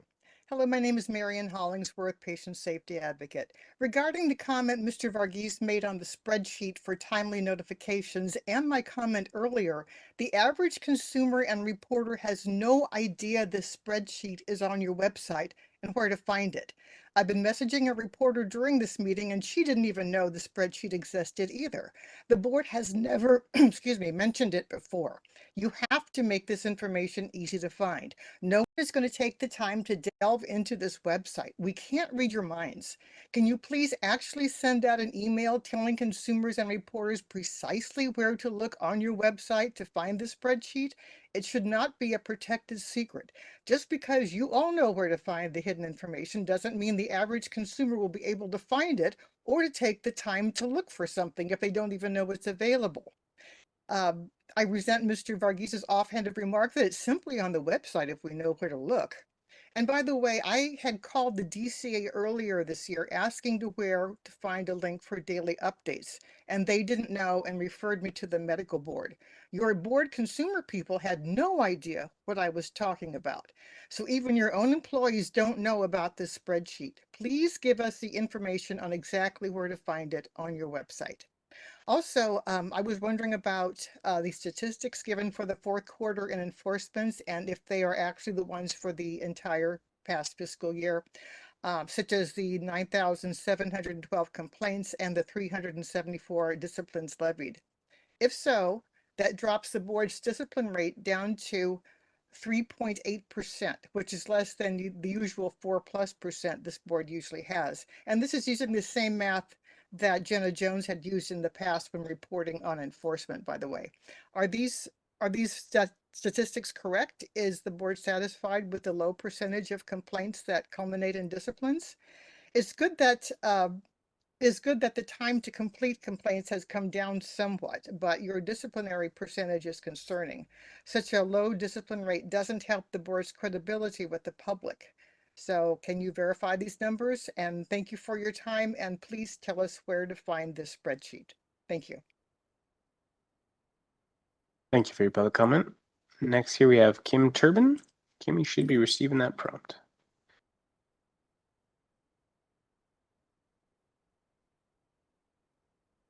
Morning, Kim, your line's open. Okay, good morning. My name is Kimberly Turbin. I'm from Los Angeles, and I also volunteer with Consumer Watchdog. We appreciate your continued updates on the iOS app, but we are also concerned about the Android users. Not everyone has an iPhone. This technology is important to have at the public's fingertips, but leaving Android users unable to use this app is unfair. And in addition to that, board staff has not been issuing email alerts in a timely manner. We have been receiving email alerts with accusations listed from months ago. One way of accessing this information in a more timely manner is through the iOS app. Please create the Android app so everyone will have access to this critical information. Thank you. Thank you very much for your public comment. Next here we have Tracy Dominguez. Tracy, you should be receiving that prompt.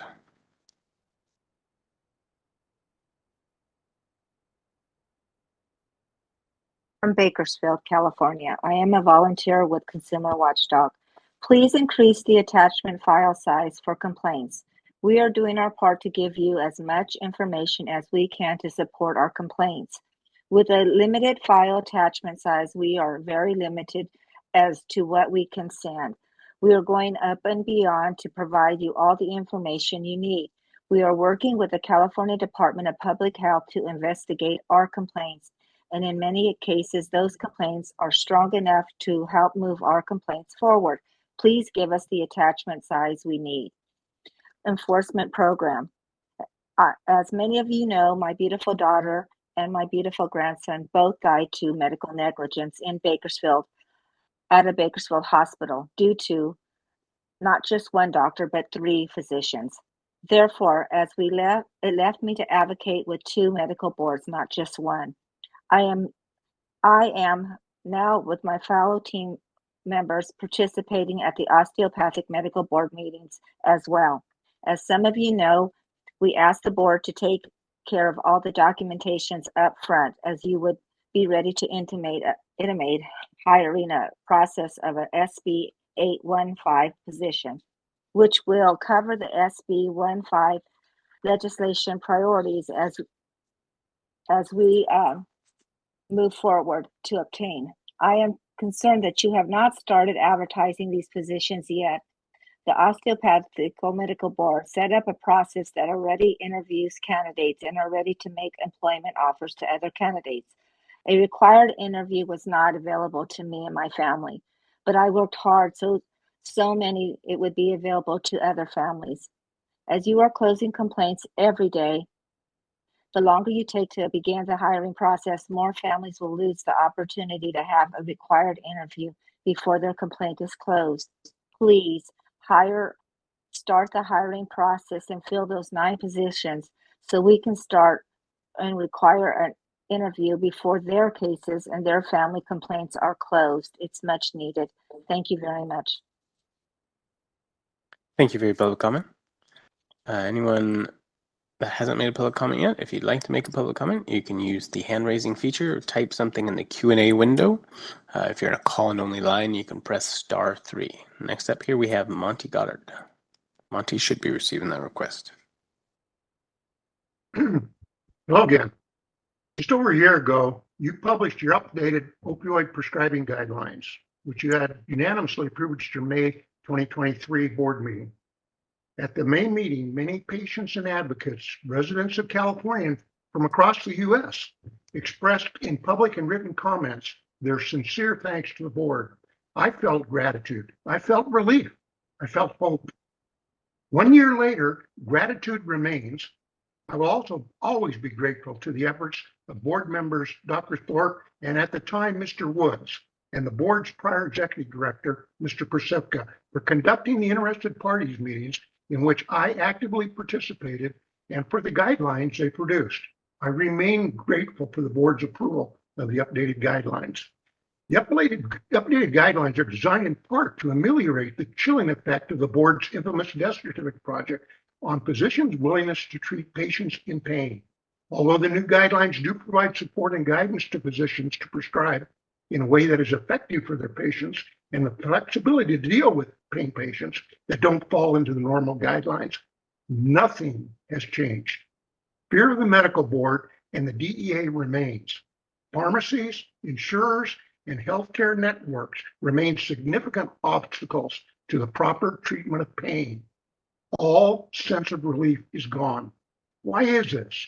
In my written comment, which I have been assured was provided to you in advance of today's meeting, I provided you with a sampling of the evidence.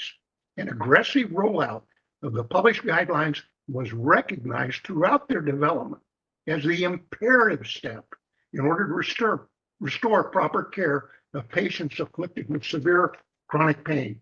I also provided evidence to you that this imperative step has not happened. I'll add a personal account. During your August 2023 meeting, in reference to the guidelines publishing and rollout, the acting executive director essentially reported mission accomplished. Curious, I attended the next California Board of Pharmacy meeting to see if any mention would be made of your updated guidelines. The meeting's pre-published agenda material listed the guidelines as a topic in that board's executive director's planned remarks. I was then disappointed when the guidelines received no mention during the live report. I still have some hope the medical board will actually engage in the aggressive rollout of the updated guidelines with the aforementioned stakeholders and California physicians and healthcare related professional boards and DCAS, HQIU, and the state AG's office. You must do this for your commendable and very much appreciated efforts to update your opioid prescribing lines is for naught. Worse yet, innocent patients will continue to unjustly and inhumanely suffer. I and my colleagues are eager to assist. Thank you. Thank you for your public comment. I'm going to send a request here to Rob Gordon. Rob, just so you're aware, I try to respond, but all the messages you're pasting into the Q&A, you just, none of the panelists here see any of that. So if If you'd like to make a public comment, I just sent you a request. So you could uncomment or you could unmute and make your public comment.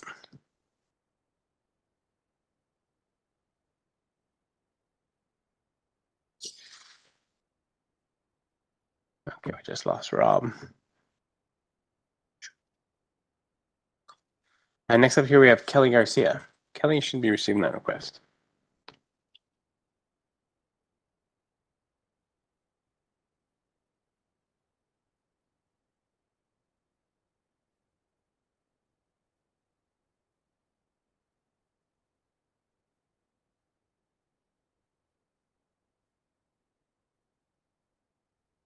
Kelly, you would need to accept the request to unmute on your end.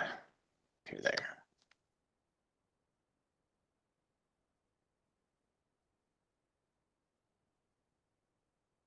There you go, Kelly. Looks like your line's open. Is it open? It is. Please go ahead. All right. I'm an RN with 30 years experience. I'm also with Consumer Watchdog. I'm a volunteer. I'm interested in the complaint tracking notification system.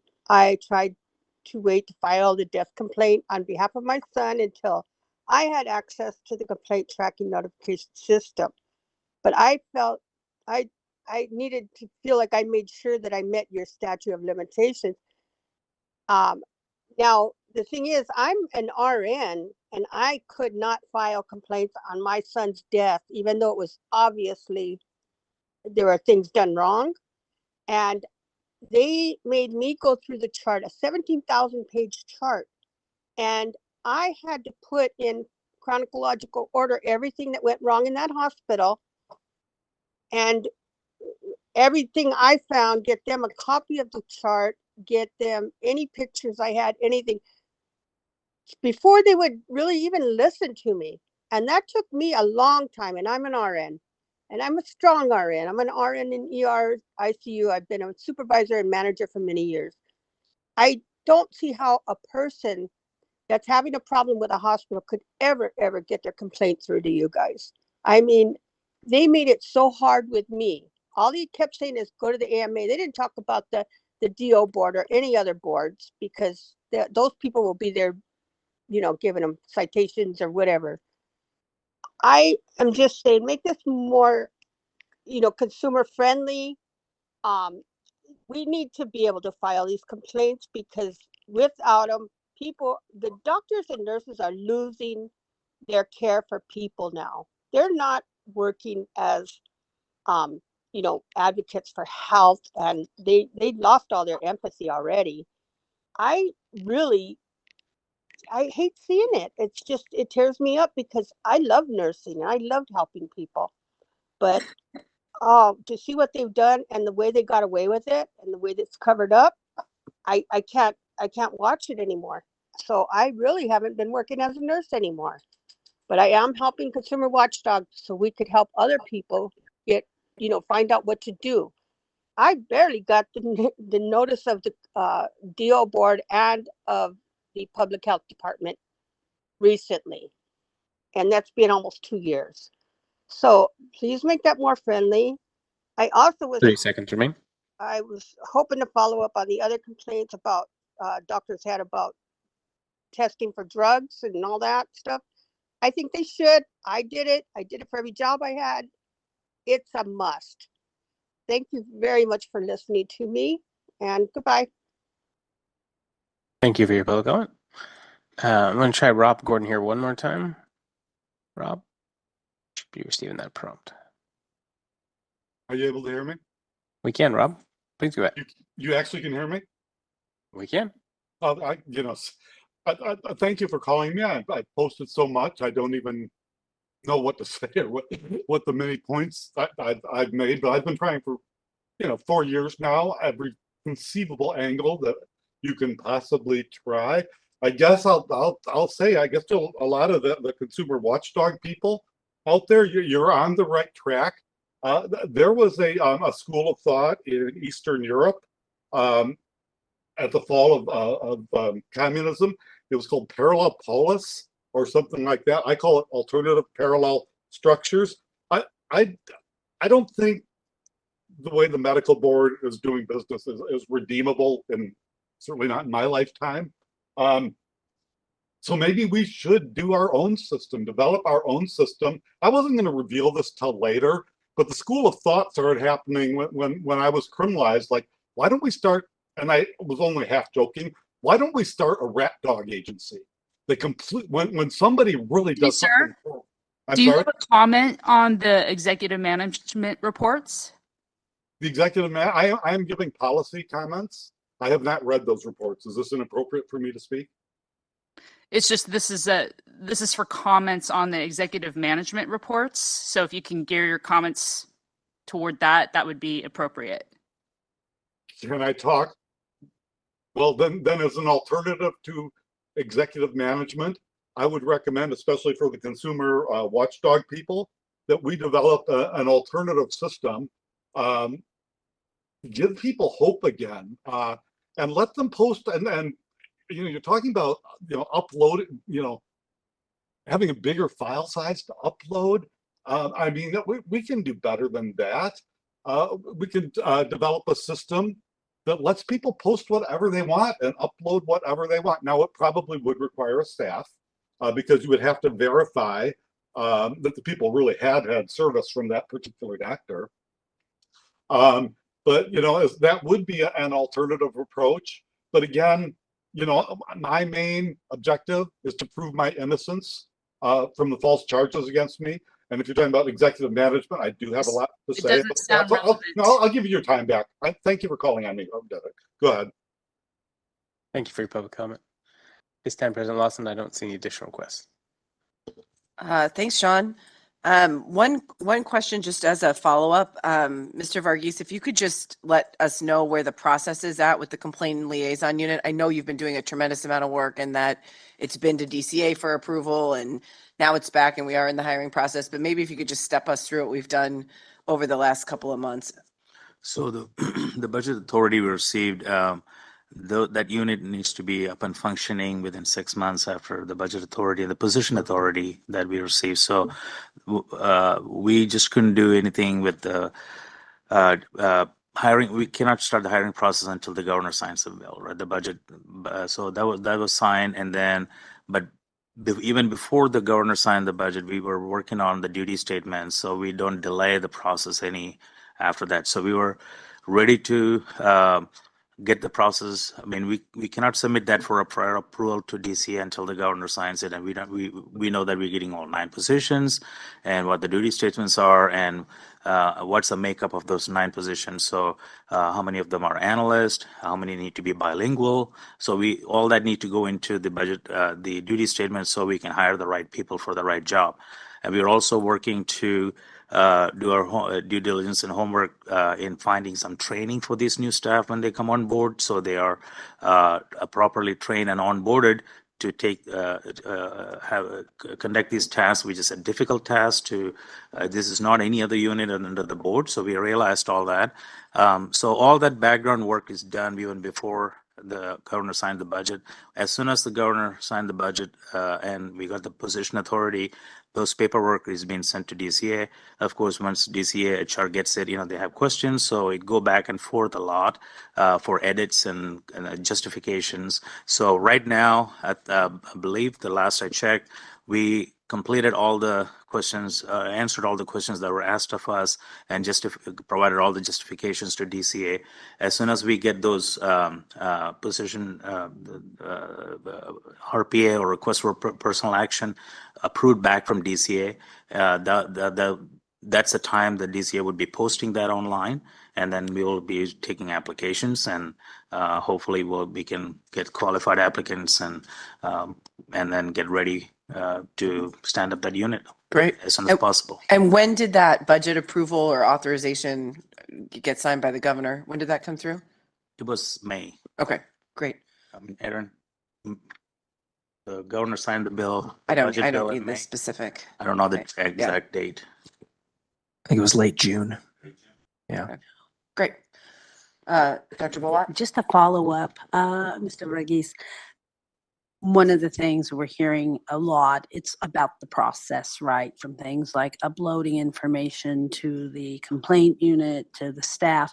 I'm just curious, and certainly not being critical, but when I hear consumers say, the osteopathic board's got it up and running, is that, I mean, in other words, are there collaborative processes? In other words, would those job descriptions, if you will, or duty statements and all of those things, would they be similar? Would they be different? Are we autonomous? I guess I'm looking for that idea of collaboration. I know when I have to do hiring, I call my friend and I say, hey, what do you got the JD for this?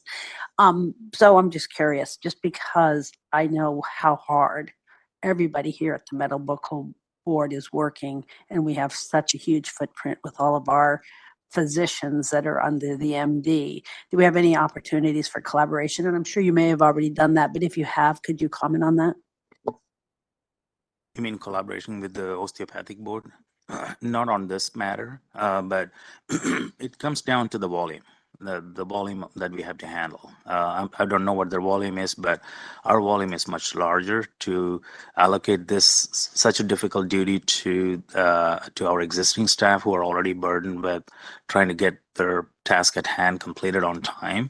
And like I mentioned, we do not see this unit's function as something our current CCU or our call center can handle, because these are mothers calling in because they lost a child or they're in grief. And when you pick up that phone, we are not simply saying, okay, go to our website, here's a complaint form, you file the complaint, click. That's not the type of call that we are anticipating this unit will be taking.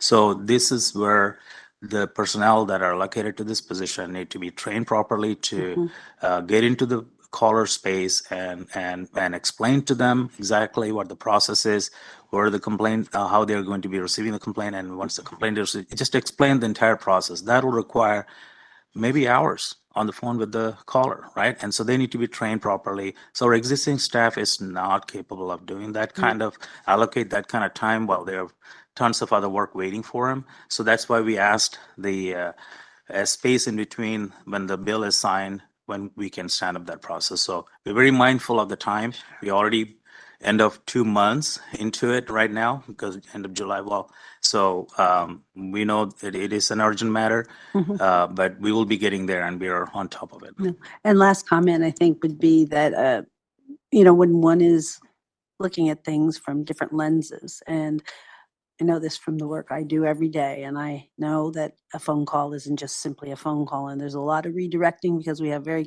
complicated systems of healthcare, right? Whose responsibility is it, right? Did that really lie within a big health systems problem that needs to be addressed? Have they even, because people don't know that, they just know they have a one-on-one with a doctor or a health team, but they don't know that all of this infrastructure is layer upon layer upon layer. And myself, and I'm pretty good at this, sometimes have to really think through the intricacies of how and where a patient needs to go to help solve a problem. And I think with that, I think the one point that was made, and I think it's a good one, that what that complaint unit document looks like with public input would be very important, because that's the end user. So I'm hoping that we can look towards having that public look at that. And I'm sure that, there's going to be more. And again, just want to thank you for doing. And I do understand the volume difference, but anything we can do to collaborate and make it work, I think it'd be great. Thank you, Mr. Bragg. Appreciate that. Thank you. Okay, I think unless there are any other comments, we're going to move on to agenda item 7, which is updates from external stakeholders. And again, we'll take questions and comments after we hear from both DCA and HQIU. So up first, I think it's Melissa Gear from the Department of Consumer Affairs.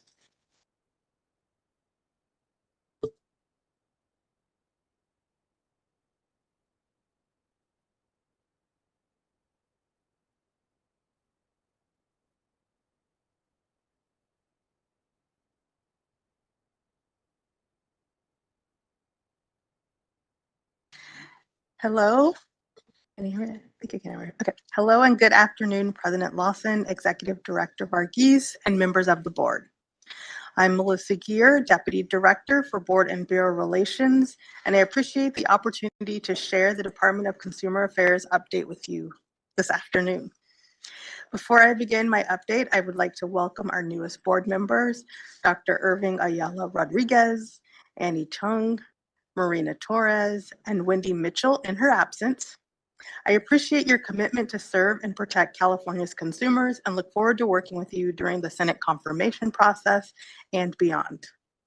Speaking of Senate confirmation, I would also like to congratulate Dr. Felix Yip, who was confirmed by the Senate yesterday, thereby completing his confirmation process. Finally, I would like to thank Nicole Jung and Dr. Hemet Dhingra for their service on the board and wish them well in their future endeavors. Now I will highlight a few updates and reminders. Please feel free to follow along in your materials. First, I will begin with an update on Budget Letter 2420 regarding vacancy savings and position elimination. The Department of Finance, or DOF, has issued Budget Letter 2420 implementing the governor's proposal to reduce the state workforce by 10,000 positions and $1.5 billion. The positions have been identified and the final plan will be approved by agency and Department of Finance. These reductions impact DCA, boards, and bureau. DCA will share further guidance and information as it becomes available from the Department of Finance. Next, I'd like to remind you about the updated workplace violence prevention policy and new training requirement.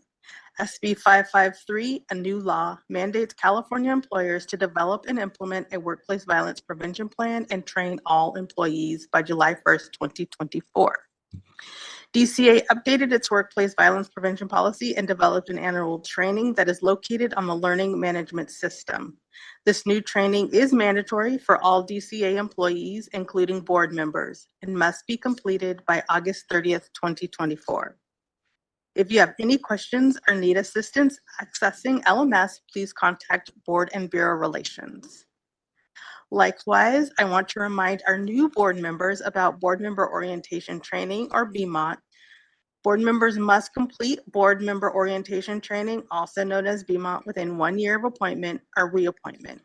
On October 22nd, BMOT will be offered virtually. This will be the last training of the year. Members can register for this training via LMS. And I know there's a bunch more, but that's the highlights. So lastly, as I close, again, thank you for the opportunity to join you today. I'm happy to answer any questions from the board. If further information or assistance is needed on anything that I provided, either verbally or that's in your materials, just please let me know. Thank you. Thank you, Ms. Gear. Now we'll hear from Ms. Nichols and Ms. Whitley from the Health Quality Investigation Unit.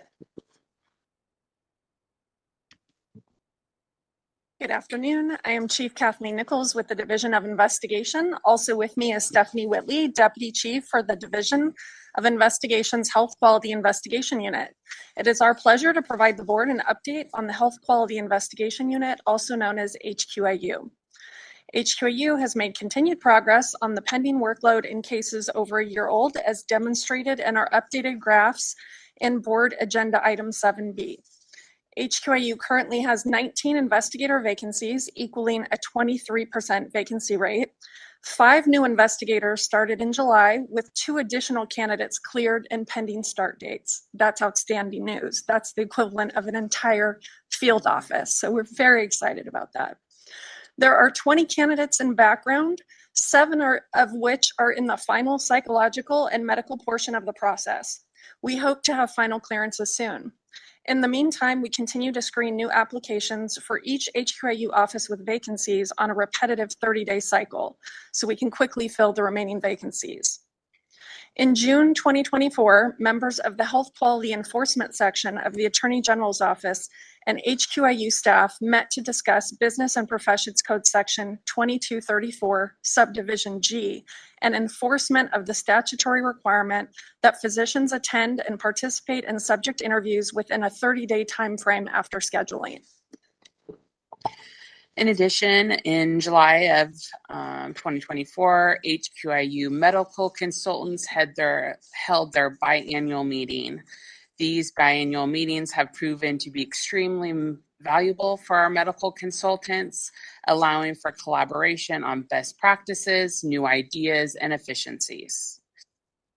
In addition to sharing an automated monthly report with case status updates, HQIU leadership continues to hold weekly meetings with board staff to discuss cases, answer questions, and resolve issues of efficiency. We look forward to participating in discussions with board staff and the HQE section of the Attorney General's office to discuss Enforcement Monitor's report and implement a more collaborative working relationship between investigators and attorneys to improve enforcement outcomes. This will conclude our update, and we'd be happy to answer any questions. Thank you both so much. Are there any questions for anyone from board members? All right, seeing none. Any comments from the public in the room? If you'd like to make a public comment, you can use the hand raising feature or the Q&A window. You can just type anything in there. You don't have to type in your whole question. And if you're in a call-only line, you can press *3. First up here, we have Monty Goddard. Monty should be receiving that prompt.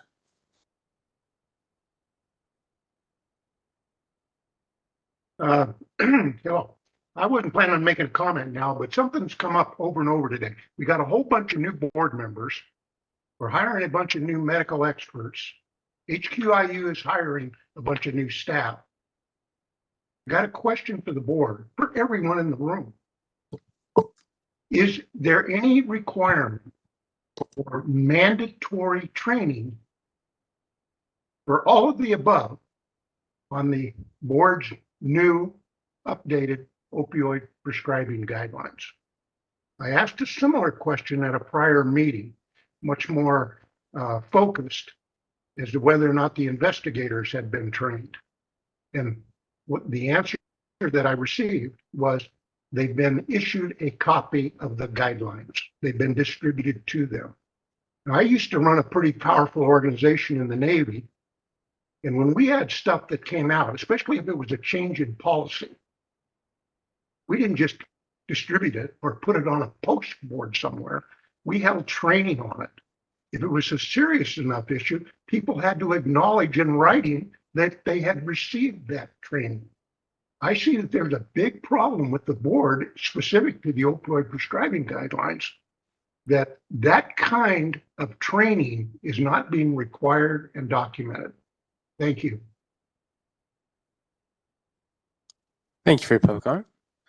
And next up here, we have Rob Gordon. Rob, you should be receiving that prompt.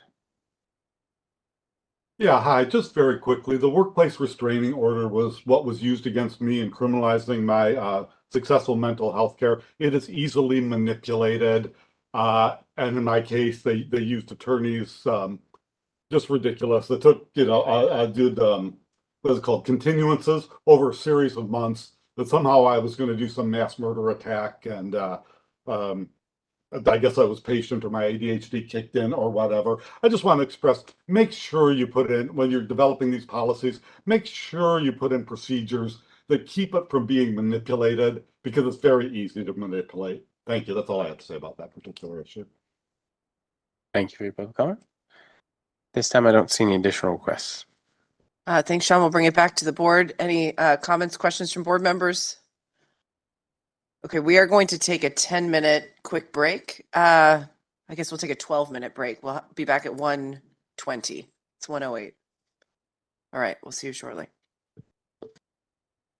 Okay. We'll do it again. Second try.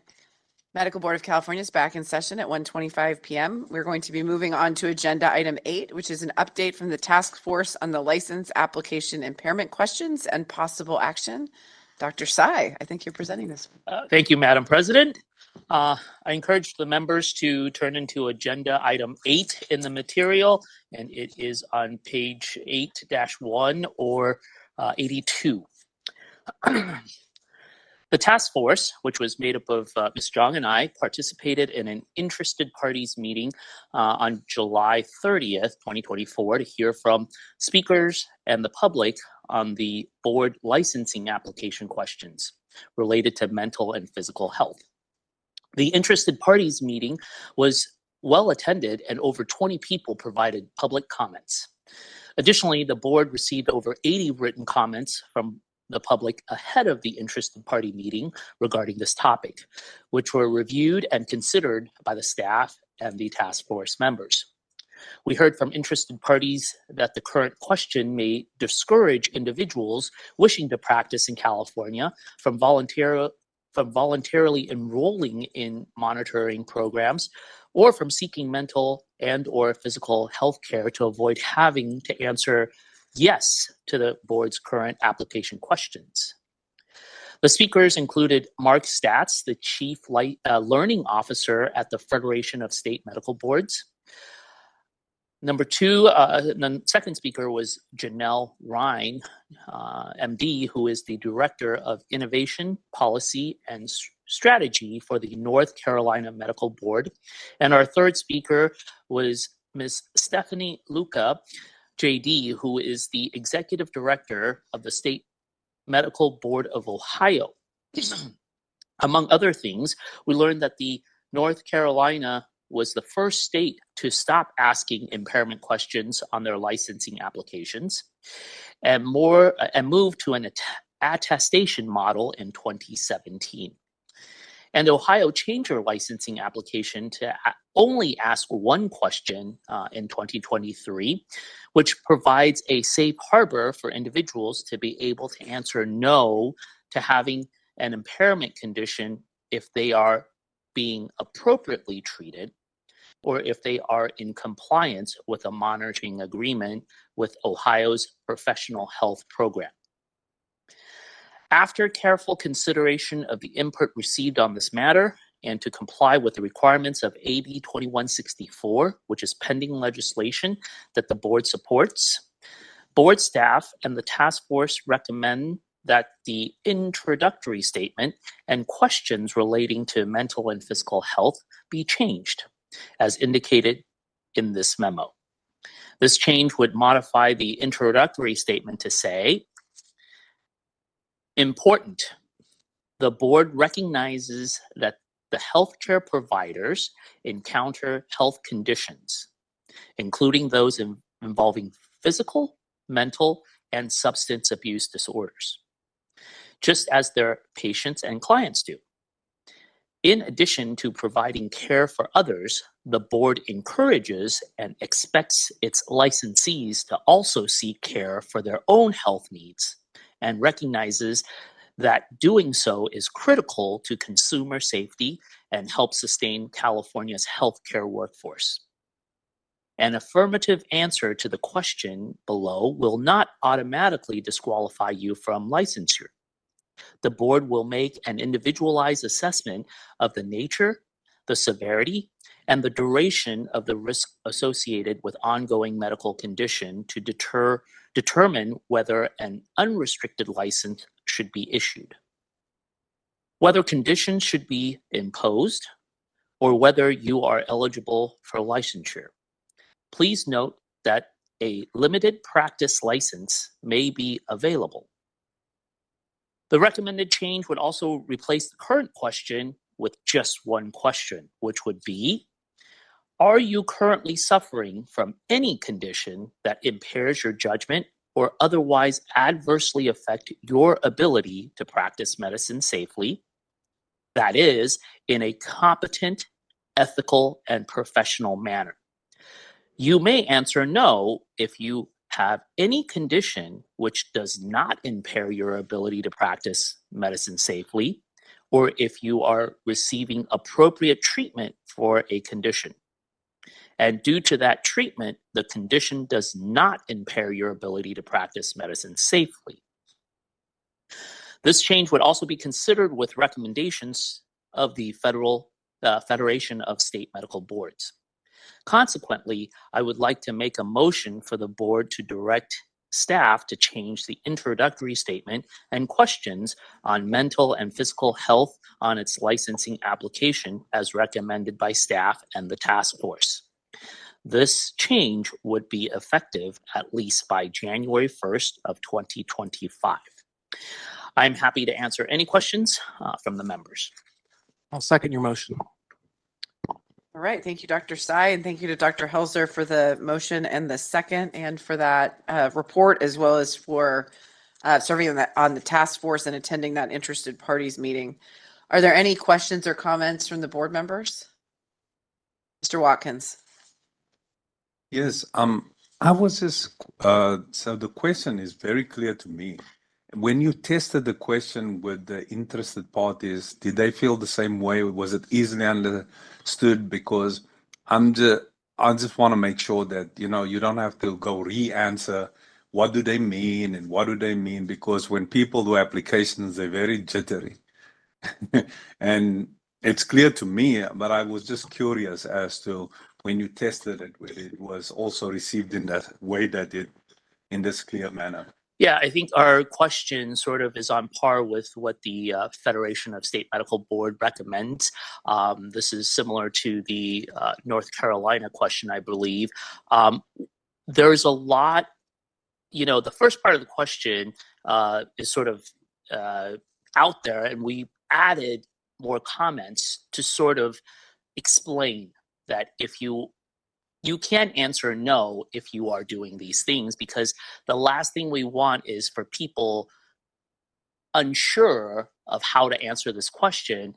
And now if they answer one way or another, then, you know, they come into questions, and we wanted a lot more information so that they would be able to answer the question truthfully. I just have like a quick question. Was there any like comment or conversation about like how do we define the therapeutic relationship? For example, like let's say that I seek care and recommended to follow up in 3 months, and I don't follow up like until 9 months, 12 months or something. Like, was there any concern with that? Because I could say, yeah, I'm treated. I saw someone. Well, I think, you know, the question as it's defined is that you are being treated for a condition that does not impair you from practicing medicine. So if you are treated, then you can answer no, right? If you're being treated and you don't follow up, then are you really being treated? So it's just like high blood pressure. You could say, well, I saw a cardiologist, they gave me medicine, but I don't take the medicine, then I don't think you're appropriately treated. Any other questions, comments? Dr. Yep, then Dr. Black, I'll come to you next. So in the past, reading cases that some applicant actually misunderstand question one another. So reading, if you may answer no if you have any condition which does not impair ability to practice medicine safely, and due to treatment condition does not impair your ability to practice medicine safely. So the question I have there is that if I'm a licensee who has substance abuse, but I'm in treatment, I have not relapsed, but in the past I have relapsed 3 times, I may relapse again 6 months later. In a way, I feel good now. I don't think I have a problem, and I may say no, but then next year I get in trouble, come to the board.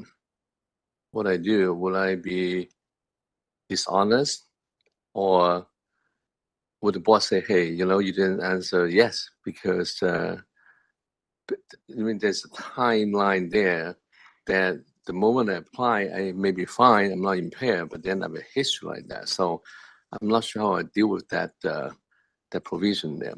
And I know the whole application is somewhere say when you sign your signature, this is true. But I think it's important somewhere close to that, that we may have to really post something that if you are not honest, that the consequence, because we have read cases that physician quote unquote misunderstanding what they asked for, did not report their license or restrict somewhere else, and they're being disciplined for dishonesty. So I think we need to often tell them, you have to really consider and think twice before you answer it, or even call the board and say, what should I do? So I say yes or no. So thank you. Yeah, I just want to say thank you to Dr. Tsai and Ms. Young for working with our interested parties. In reading this, I think this does meet the intent, and there will always be people that, even when they did have a condition, they weren't sure how to answer the question either. And we did hear from our physician wellness group that, by putting those questions out there, people may not disclose.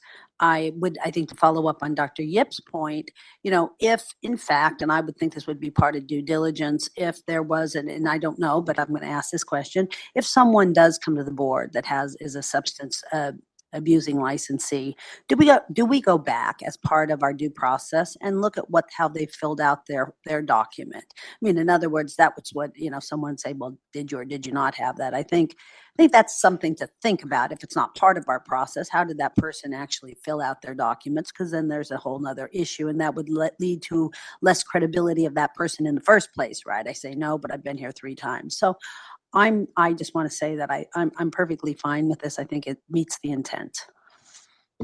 Thanks, Dr. Blatt. Dr. Thorpe? Well, I would also like to add my thanks to Ms. Young and Dr. Tsai for excellent work. I think the issue really, as it was brought to us, this was primarily brought to us by residents and fellows who are applying for licensure. And what their concern was is that many people they're avoiding California because of the restrictive nature of our questionnaire. And what happens is that if they're under treatment for a condition, then they felt like that they were going to be discriminated against in licensure. So I think we have to be aware that, number one, this statement allows people who are being treated to state that they don't have a problem and that they're going to be, compliant with their treatment program. The truth is we can't, if they have problems with discipline, it will come to us at some point, right? But what it does is it encourages people to be treated for conditions that they need treatment for, and to not ignore them or not hide them from us. We want our workforce of physicians to be healthy, and many of them, and all of us in some way or another, need to take care of ourselves. This is one manner of doing that. And so I think this statement is a much more effective statement than what we had previously. It will not discourage people from avoiding California because they're concerned about discovery of some problem that they have. And I think, yes, is there a chance that people that are going to abuse drugs might abuse them again? Yes, but I think the benefit of this new statement far outweighs the risk of the statement. So I'm in favor of it. Thanks, Dr. Thorpe. Mr. Watkins, and then Ms. Torres will come to you. I had a question quickly. I think maybe Marina can answer this question. So when they answer this question and say they're appropriately treated, does the board, through the application process, just verify that? So as I remember our discussion in the last year, I think of all the applications we received, there were only 6 or 7 of them that answered yes. And all of those were investigated further. Yes. So it's not of the thousands of applications we get, it's not a huge number. And so, yes, if they do answer yes currently, there's definitely inquiries as to what's going on, what's happening. Okay, thank you. Ms. Torres? This is primarily a question because I think that the revisions to the language do what they're intended to do. I mean, the effect is you can tell it's going to do a lot, I would imagine, to encourage people to seek treatment and tell us, and apply and not be concerned about getting their application approved. My only question, and it is a genuine question, is there any kind of continuing obligation to notify the board or anyone should a situation change? So for example, that was given before, if there's a relapse or if, substance abuse problem comes back or a medical condition gets worse, is there a continuing obligation on part of the licensee to notify somebody of that change in circumstances? As I know currently, and I think Carrie's itching at the, so I'm ready to be backup.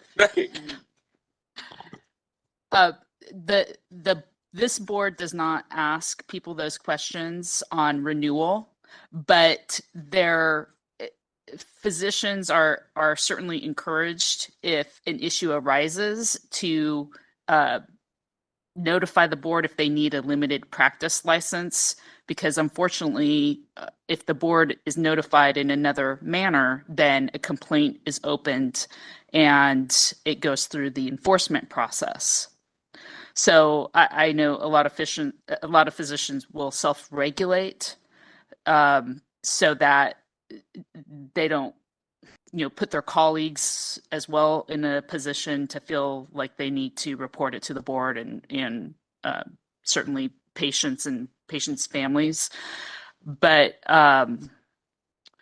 there's just not a question on renewal that asks us. Okay, other questions, comments from the board? Any questions or comments from those in the room? You sat here all day listening to everything else. You come to all our meetings. Hello, my name is Lucas Evanson. I'm speaking on behalf of the California Medical Association. CMA would like to express our appreciation to the board and board staff for their work in arriving at this proposed language. CMA supports the changes and believes it will go a long way to destigmatizing physicians receiving care and, by extension, fulfilling the board's mission to protect healthcare consumers and prevent patient harm. We ask that the board approve the recommended changes. Thank you. Thank you. Anyone else in the room? All right, Sean, let's go to the WebEx. If you'd like to make a public comment, please use the hand raising feature or just type something in the Q&A box. Also, if you're in a call-only line, you can press *3 in order to toggle raising your hand. First up here, we have Kim Turbin. Kim, you should be receiving that prompt. Miss Kimberly Turbin. I am from Los Angeles and I'm a volunteer with Consumer Watchdog. I participated in the interest parties meeting with the hope that the board would truly be interested in our opinions, but obviously you were not. Thank you for not taking my comment into consideration. Too many women and babies have lost their lives, and your focus and concerns of how doctors may feel having to answer questions that we all have to answer at our jobs about their impairment and physical issues that will impact their ability to practice medicine on people like me and my children. You have lost sight of your mission to protect consumers. My children are a lot less safe now. Thank you. Thank you for your public comment. Next here we have Dylan Izaseta. I got that close. Yeah, that was perfect. Thank you. Yep. Can you hear me okay? Yes, we can. Okay, perfect. Thank you. Again, I am Dylan Izaseta. I am from Moreno Valley and I'm a volunteer with Consumer Watchdog. I am joining my fellow advocates in thanking you for not taking advocates' comments into consideration. I'm shocked that you would not ask these questions regarding impairment in physical and mental health. These are questions that we do not have the right to know, but I'm concerned that you don't want to know the answers to these questions. Your job is to protect the livelihoods of us and our lives, not the livelihood of licenses. Thank you. Thank you for your public comment. Next here we have Tracy Dominguez. Tracy, you should be receiving that prompt. And I am from Bakersfield, California. I am a volunteer with Consumer Watchdog. I participated in the interest party meeting. I made a point of getting the day off so I could participate. I don't think you realize how much it takes our team to attend and participate in these meetings. This meeting was a huge disappointment. You have failed me again. I don't think this board could fail me, but it has again. But you managed to do so. All we ask from you ask the question that will give the information you need to protect our families, but you have chosen not to. You have chosen to protect the livelihood of the substance abuse doctors and physically impaired doctors over our lives. What happened to consumer protection? We want to hear about it. We don't want to hear about it. We want to see your actions and prove to the public that you're attempting to meet our mission. This board failed me 5 years ago. My grandson would have started kindergarten this year. But yet, this board still doesn't listen to the public. Patient safety should always be the first and foremost, most important thing you do on this board. My grandson's future and my daughter's was taken away. Patient safety is your job. First and foremost, please don't lose sight of that. My grandson should have had his first day of kindergarten, and he deserved it. Thank you. Thank you for your public comment. Next, we have Michelle Montserrat Ramos.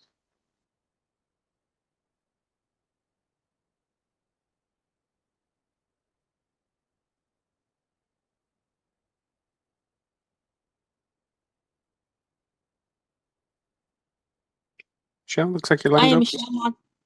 I am Michelle Montserrat Ramos, and I'm with Consumer Watchdog. Thank you for not taking any of our team's comments into consideration. This interested parties meeting was managed as a traditional board meeting.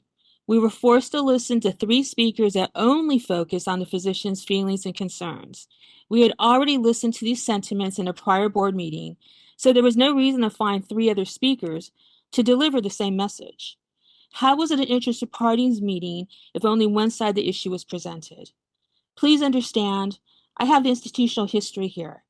I know how many years I fought this board to place SB 1441 into regulations. It took 5 years of my life.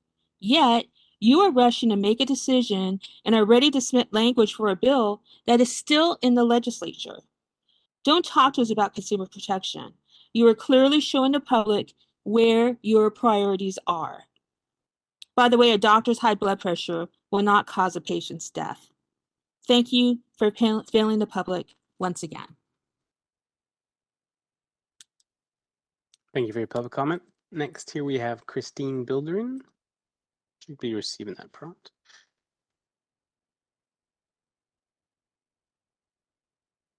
I'm from Los Angeles, and I'm a volunteer with Consumer Watchdog. I attended and participated in an interested parties meeting.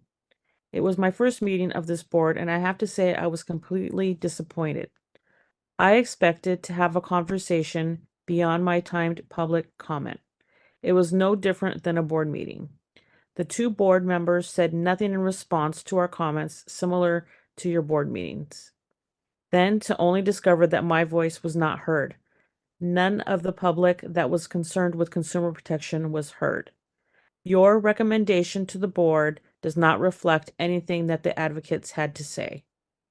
You failed me. You failed my family. We expressed over and over all of the other healthcare professionals and other professionals must answer these questions for licensing purposes, but you stood firm on your commitment to have one rule for doctors and different rules for everyone else. Due to my son's tragic death, I already lost faith in healthcare, but thanks to your decision, I feel even less safe and fear for the safety of my other children. Thank you. Thank you for your public comment. Next, here we have Kelly Garcia. Kelly should be receiving that prompt.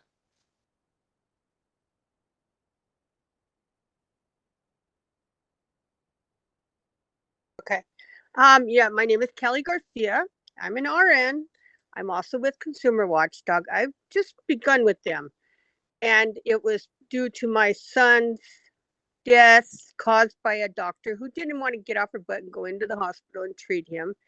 Okay, now that has nothing to do with this, but it kind of does. If doctors don't want to come to California because they have to say that they're not on drugs, well, then let them stay somewhere else. We don't want them.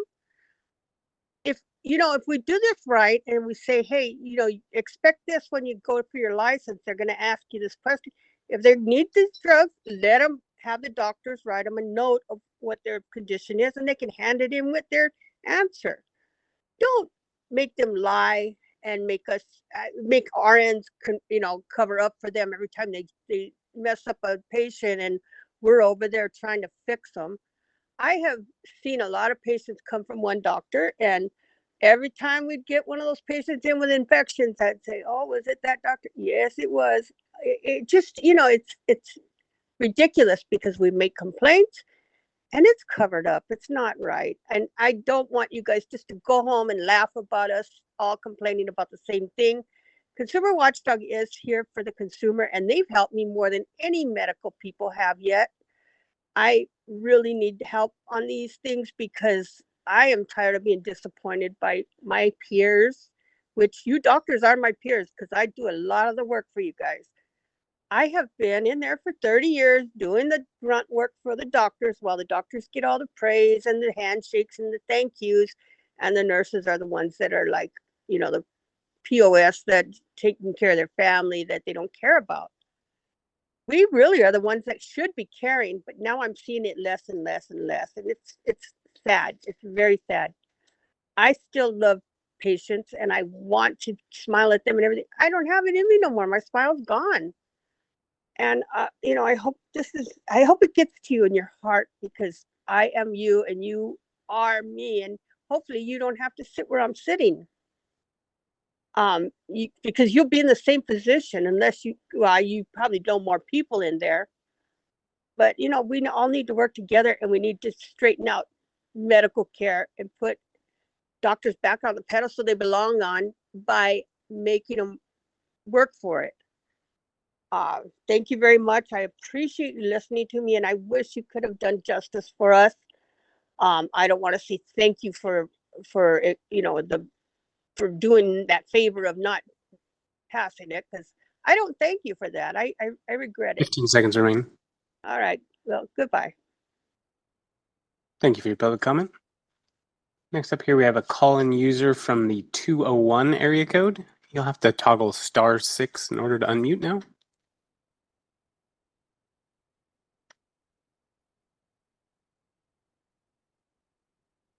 We can. Please go ahead.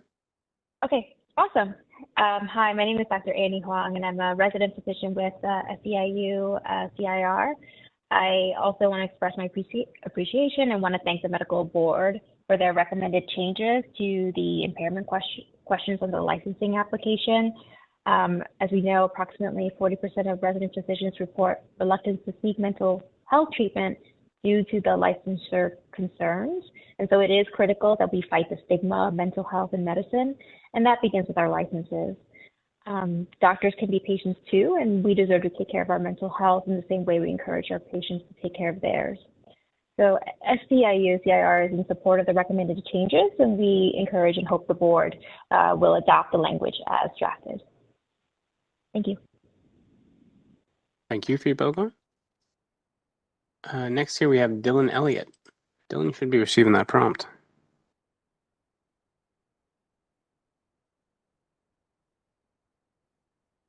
You hear me all right? We can, Dylan. Please go ahead. Great. Thank you very much. Dylan Elliott calling in on behalf of the California State Association of Psychiatrists. First and foremost, I want to thank the board for your consideration of this important issue, and we thank the staff for their hard work on this as well. Very much aligning our comments with those made from our friends and colleagues with the California Medical Association. Urge the board to adopt the language as proposed and being heard today. Again, thank you very much for your consideration and urge your support. Thank you very much. Some people are queuing up again. You're only allowed one per agenda item here. Sorry, I have to shift through the list here. Next up, we have April Dozal. April, you should be receiving that prompt.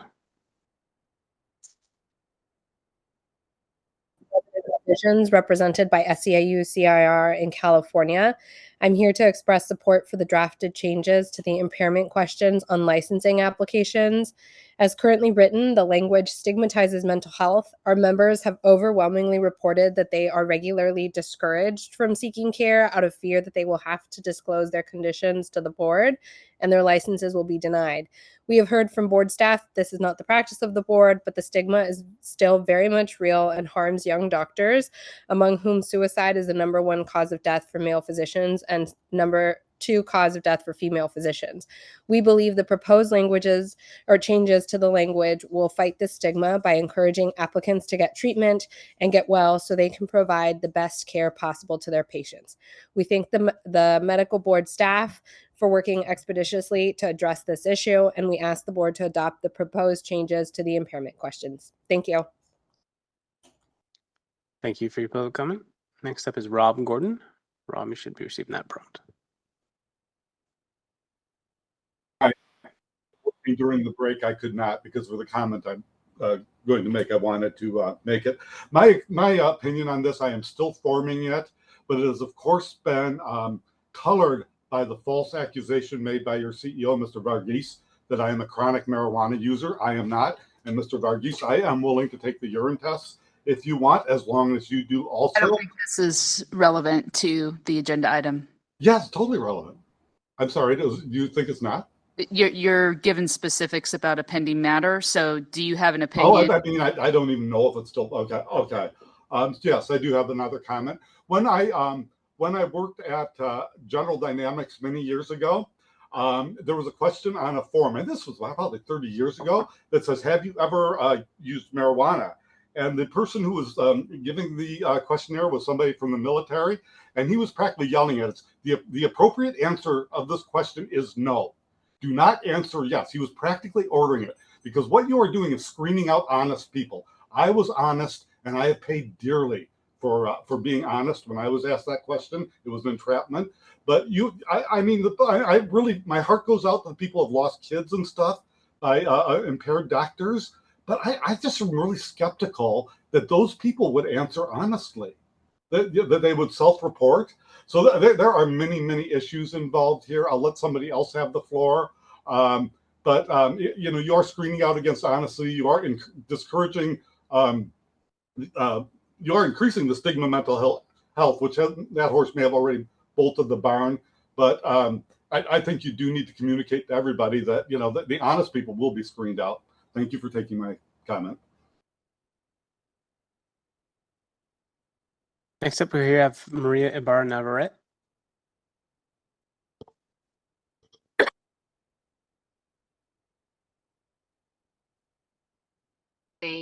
And a volunteer with Consumers Watchdog. I made the time to attend and participate in the interest parties meetings. I make sure that I participate in the interest parties meetings because I thought you held these meetings for a reason and really thought that you wanted the public's opinion. I was wrong. It was a complete disappointment to sit through that meeting for an hour listening to 3 or more speakers who delivered the same message that the speakers of the quarterly board meeting already expressed. We got the message. We thought this was our meeting to discuss the issues with the committee, but no, it was an extension of a board meeting. The real disappointment was to see that you did not take our input into consideration at all. You failed me. You failed my family. You're failing the communities you serve.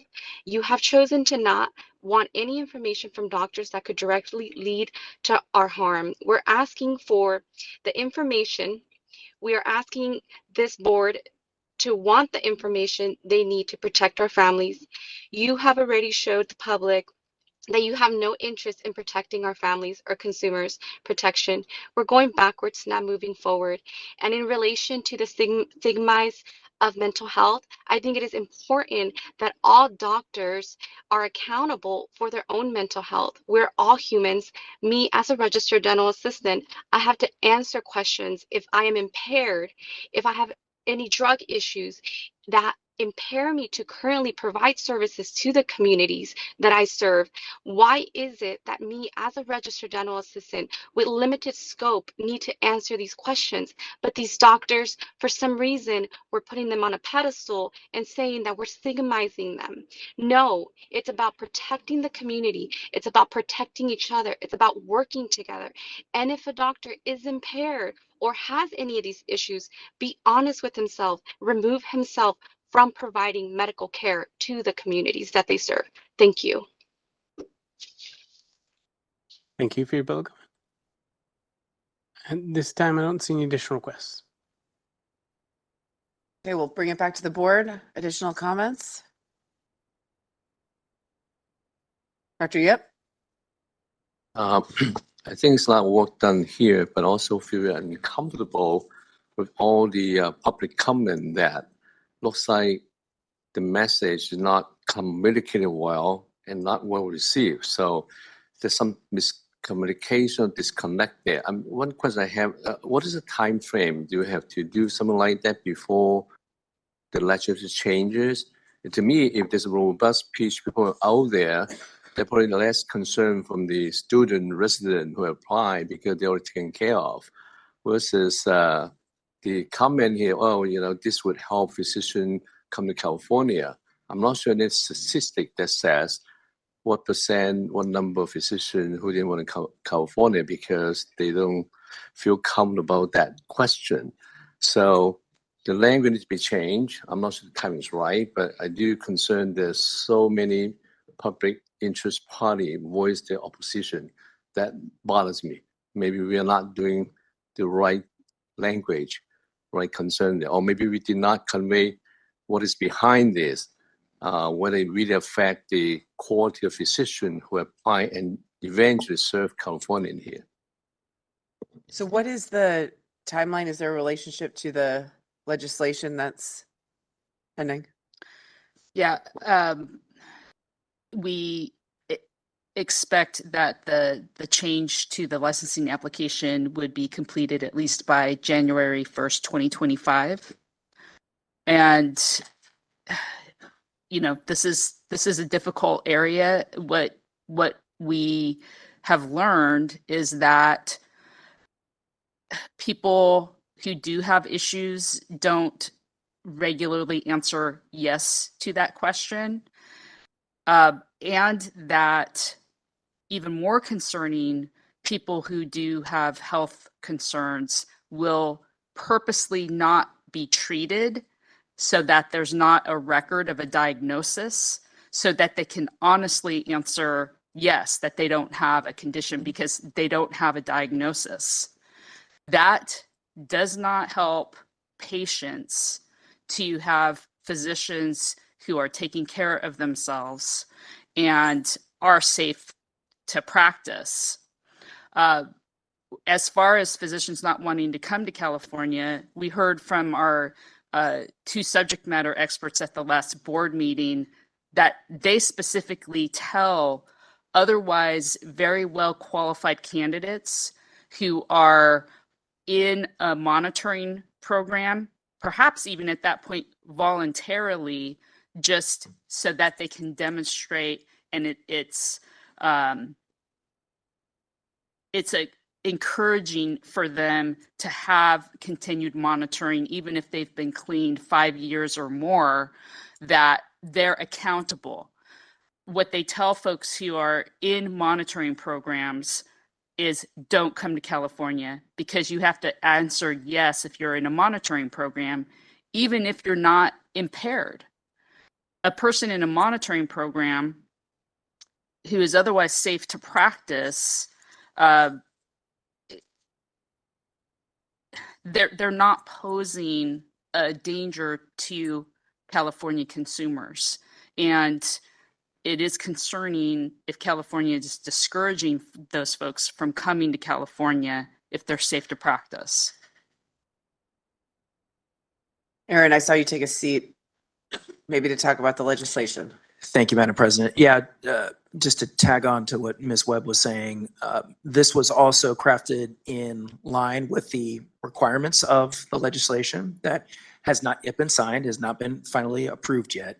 The timing matters were important for us because, we felt we're going to change it. Let's change it once rather than make a change and then make another change in line with an expected statutory update. And then further, there are some technological implementation factors that need to be considered. And if we don't make a decision until the November board meeting, then that puts some of those implementation timelines at risk, so that way we can be compliant with, again, this expected law change that would be effective come Jan 1. Thanks, Aaron. Just a couple comments from me. I mean, for me, this is about consumer protection, right? And I mean, none of us on this board want an actively substance abusing physician to be practicing medicine, or somebody that's impaired because they have dementia practicing medicine, right? But I believe I really believe everybody deserves to be able to seek treatment for any condition. Again, whether it's a heart condition or whether it's a mental health condition or a substance abuse condition. And if they're seeking treatment and that treatment is going well, they shouldn't be prevented from being part of California's workforce. Frankly, we need those people to be part of California's workforce because they, in some sense, will understand those conditions better than others. So again, to me, this is about consumer protection. I understand there's a disagreement with Consumer Watchdog, and I hope that we can continue the conversation with all of them as we progress in this process. I don't know if we'll come to a meeting of the minds on this or not, but I hope, to Dr. Yip's point, we can find a way to continue the conversation, because the data and the evidence does show that the way we ask our questions today discourages people from seeking treatment, discourages good physicians from coming to California to provide treatment to California consumers. And I mean, this is one way. It's indirect, of course, but it's one way for us to encourage indirectly physicians to seek that treatment, and certainly not discourage them actively from seeking treatment. So I support the motion. Are there any other comments or questions? Yeah, I would just piggyback off of what you're saying, and I think that's really important. And I too, like I know people here on the board, we are all here for healthcare advocacy. And I feel particularly bad that our colleagues and friends from Consumer Watchdog are feeling the way that they're presenting their thoughts. I do think that that statistic that was read about women committing suicide, be it in medical school, be it in residency, that is real, and it's been real, and it's increasing.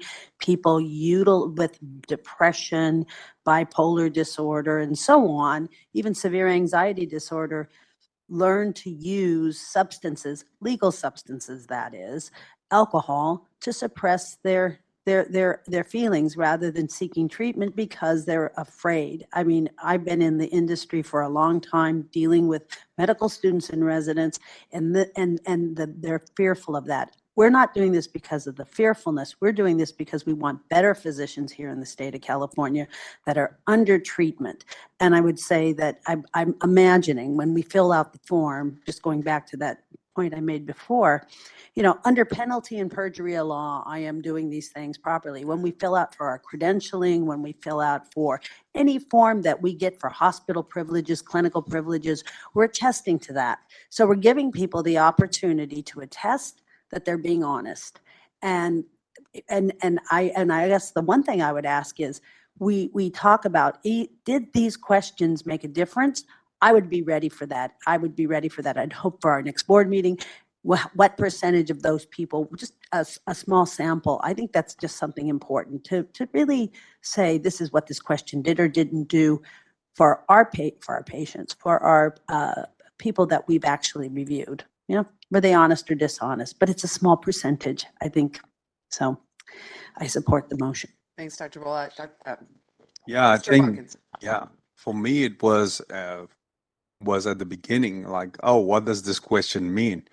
And that's why I asked the question at the bottom, at the front end about, does it change the underlying, the underlying process that the application, the licensing department is going to address? And there was only like 5 or 6 in the last 5 years of people who answered, and then they were offered, I think 2 were offered probationary licenses and they didn't accept it. So this was a question to allow people to feel free to get the kind of care that they need. I think the concern from the public has been the way, if you just read the question, you think you're not protecting somebody because you think that all this background work is going to fall by the wayside. And that's not going to happen. What's going to happen is they're going to answer the question, and the system that evaluates them will still be in place. That hasn't changed. And I think that could be one of the things that may be causing confusion. I think, down the line, whether we ask just to say that any of that, when on the renewal, maybe, did any of your repeating that question could build a safeguard for the public down the line. But I think since nothing really changes except the question that we ask, and it still gets flagged and reviewed by licensing, I think we in a substantive way, it's still the same. Yeah, I appreciate that, Mr. Watkins. And, the board, there's a lot more questions on the licensing application than just this. We ask about unusual circumstances. We ask the medical school about unusual circumstances, the postgraduate training program, as well as the applicant, and get a lot of information from that. If the person is impaired while practicing, then we expect to see evidence of that in their program, from their medical school, from, if they're already a licensed practicing physician, from how their practice has been evaluated. And the board has access to nationwide reports on that. I also want to point out that one of the options that was discussed that North Carolina does is they don't ask any of these questions at all. They have an attestation model with a similar introductory statement that, we understand physicians can have illnesses and we expect you to get treatment. And there's no question, it's a statement, and the person acknowledges the statement. Ohio went from multiple questions down to one that's very similar to what we're asking here. We're still asking the information that we basically have compressed 3 questions into one, still asking about current impairment. We're still asking the question, but we're also giving support to get appropriate treatment. We want people to do that. And I'll just conclude there. Thanks, Ms. Webb. All right, further comments, questions? Yes, sorry. Dr. Just, Island, over to you. thank you so much. Just one last comment. So don't get me wrong, I'm in agreement with this. I believe that this is a very good wording for the statement. I feel comfortable being in agreement with this, but I do not feel comfortable with consumer trust, with the consumer participation in the certain way that I believe that if we provide time to put one point of view, I think that everyone needs to have the fair share of time to explain other different points of view. And I think that, for example, for interested party meetings, if we invite one speaker to propose about one thing, I think that we should also be very active about having an opposition speaker as well, to have like a fair not us, but like the interested party meeting to have like a fair share of information from different points of views, because then otherwise I think that we're going to continue receiving comments like the ones that we heard, that we provided limited time or limited opportunity to comment on it. In this particular case, I do agree with this motion, but not the way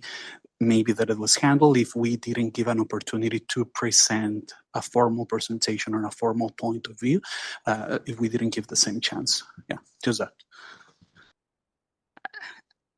That would have been challenging because that is not the wave of the future. What the consumer advocates are asking,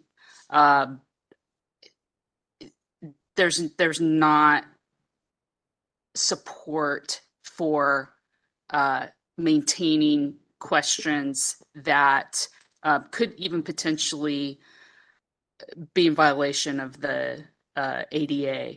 So I hear what you're saying, and a lot of times those different viewpoints of maintain the question, and certainly we received a lot of written comments, and people got to make their statements. Some people advocated for no questions at all. Some people advocated for adding questions. The bulk certainly advocated for modifying the question very similarly to what is being proposed here. Dr. Yip, did you have a final comment? Yeah, I just want to comment and thanks for Carrie and Ms. Lawson's clarification and comment. I think that's important to communicate. This hold is not to hide doctors who have trouble. It's an open door for doctors who are competent but have some issue that need to be dealt with. And that's because of public protection. So thank you. Thank you. All right, I think we will call the question. If we're done with comments. Ms. Struther, will you call the roll? We had I can't remember. The motion was from Dr. Tsai, second from Dr. Helzer. All right, roll call vote. Dr. Ayala Rodriguez, In favor. Dr. Balat, Yes. Ms. Chung, Dr. Helzer, Yes. Dr. Thorpe, Yes. Ms. Torres, Yes. Dr. Tsai, Yes. Mr. Watkins, Yes. Dr. Yip, Yes. Ms. Lawson. Yes, that motion passes. Thank you all for all Madam of your hard work President, on that. I'd like a point of personal privilege. I'd like to thank Carrie and the rest of the board staff for doing a lot of heavy lifting. As she alluded to, there was a lot of public comments, and even the task force meeting, there was a lot of material to shift through, and I appreciate all the work that Ms. Webb and the rest of the board staff did. So kudos to them. Thank you. I appreciate the whole team very much. We have a great team. Thank you. All right, well, I said that the president's report was the most exciting part of this agenda, but really agenda item 9 is always the most exciting part of the agenda. Madam President. Discussion and I don't possible know what to action say. on legislation. Mr. Bone. Thank you, Madam President. Good afternoon, members. The legislature will soon wrap up their work for this 2-year legislative session with an August 31st deadline bearing down upon them quickly. After they adjourn for the year and the upcoming election in November, the legislature will formally kick off their next 2-year session in December after they swear in new members of the legislature. If I could draw the members' attention to item 9, which is the color-coded tracker chart, as what we refer it to. These are reflective of the bills that the board has already taken a position upon, or that the staff are proposing that we take a position upon today. First, just to dive in to this, just to take a moment to reflect that I think it's been a successful legislative year for the board. Those items that are noted in blue, which is all but one of them, are reflective of the fact that these bills have either not changed or they have we're satisfied with the direction that they have taken, and that amendments that have been taken to the bills are in line with the board's positions. Most notably, Due to amendments following the last board meeting, we now have a neutral position on AB 796, the athletic trainer bill that was a subject of some lengthy discussion last year in particular by the board, and Assembly Bill 1991, which was a bill that we talked about last board meeting, and we had some significant concerns. We also have a support position now on the two bills that extend and expand the Physicians from Mexico program. And that's been a very good and worthwhile effort there. And we'd just like to thank the board for their leadership and for my peers and others on the executive team who have been very diligent and supportive of everything that the board has tasked the staff with doing. And it's just been a real pleasure to continue to work with all of them. So all the bills that you see on this chart, they are pending final approval by the legislature. If they do get approved, then they will be sent to the governor, where he will have until the end of September to either sign or veto them. There is only one bill, members, SB 639, that staff are proposing for discussion today. And this was a late bill. It was amended after the board meeting, so late in the legislative session. It does relate to continuing medical education requirements, or CME. And unless there's any questions, Madam President, I'm happy to move to that item. That sounds great. Dr. Thorpe? Thank you, Mr. Bone. I appreciate your diligent work and on our behalf, and the fact that you have been so effective is a testament to your character and your good work. I did have a question about this bill, and it on the surface it seems like a reasonable concern, certainly, and I'm speaking in my prior role as a general internist and have done gerontology for 40 years. My question is, what is so basically the bill says that it will let's see, it encourages physicians to pursue courses on the special care needs of patients with dementia by adding that topic to an existing CME requirement for general internists and family physicians with a substantial patient population age 65 or older, and adds a similar requirement for nurse practitioners and physician assistants. I assume nurse practitioners and physician assistants with a substantial patient population, yes, age 65 or older. So how do you determine that? Determine which thing, doctor? I mean, how are you going to, who's going to decide which of the family practice and general internal medicine docs and nurse practitioners and PAs have a substantial patient population? Number one, what is substantial? Yeah. And number two, how are you going to actually figure that out? So the statute itself, and if you look on page 2 of actually it's also on page 1 and page 2, Doctor, it states the existing law, and it defines substantial as your patient population of which over 25% are age 65 years or older. Okay, so that's hopefully that answers part of your question. Well, but how do you decide that? How does the board decide, or who's going to be looking at this to make that decision? Well, I think it starts with the physician to understand their practice in light of what the statutory requirement is.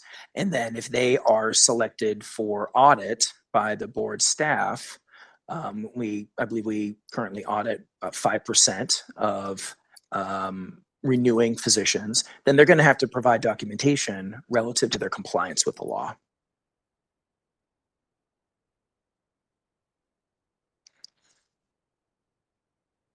Is that helpful, doctor? No. Okay. Well, I mean, I just think that's okay. Great. You're gonna audit 5% of the licensees in California. Probably 20% of those, maybe 30%, are family practice and general internal medicine docs. It just seems like a very ineffective way of educating the physician population about dementia. I mean, you're assuming that people are going to run out and enroll in CME courses now because you're telling them to? I don't think you take it as me, Aaron Bonin, telling them to, Doctor. But I'm yeah. not saying you, So Aaron. I'm just saying. if it's helpful, Doctor, the statute that's being proposed to be amended is a almost 25-year-old statute. So it's been on the books since the year 2000. What is being proposed right now, in my view, arguably eases the requirement for physicians to comply by adding these additional words, the special care needs, the special care needs of patients with dementia. It's adding that as a topic for coursework to comply with this pre-existing requirement. And so I don't, I'm not sure how to help with kind of like the history of where we've been and again, since this statute has been on the books since about the year 2000. But I think this bill arguably makes it easier for our licensees to comply with this existing requirement. Now, it's a different matter for the nurse practitioners and for the PAs, because this bill is establishing a first-time requirement for them. And I've got language in the analysis with the concerns that were raised by the nursing board and the PA board. But we're in a different situation, in my estimation, Dr. Thorpe, because this requirement is already on the books. So just one follow-up, and that is, so this addition of the sentence, the special care needs of patients with dementia, if 25% of their patients are 65 or older, they shall complete at least 20% of all their CME hours in a course in the field of geriatric medicine, comma, the special care needs of patients with dementia, comma, or the care of older patients. So it doesn't have to be specifically patients with dementia? Correct. There's currently 2 topics. Okay. A third is I misunderstood. I withdraw my concern. I move to support the Thank you. adoption of the amended language. Second. Thank you. All right. Comments? Public comments in the room? Public comments on WebEx? Anyone wishing to make a public comment on this agenda item, please use the hand raising feature or type something in the Q&A window. If you're on a call and only line, you can press *3 to toggle raising your hand. First up here, we have Kelly Garcia. Kelly, you should be receiving that prompt.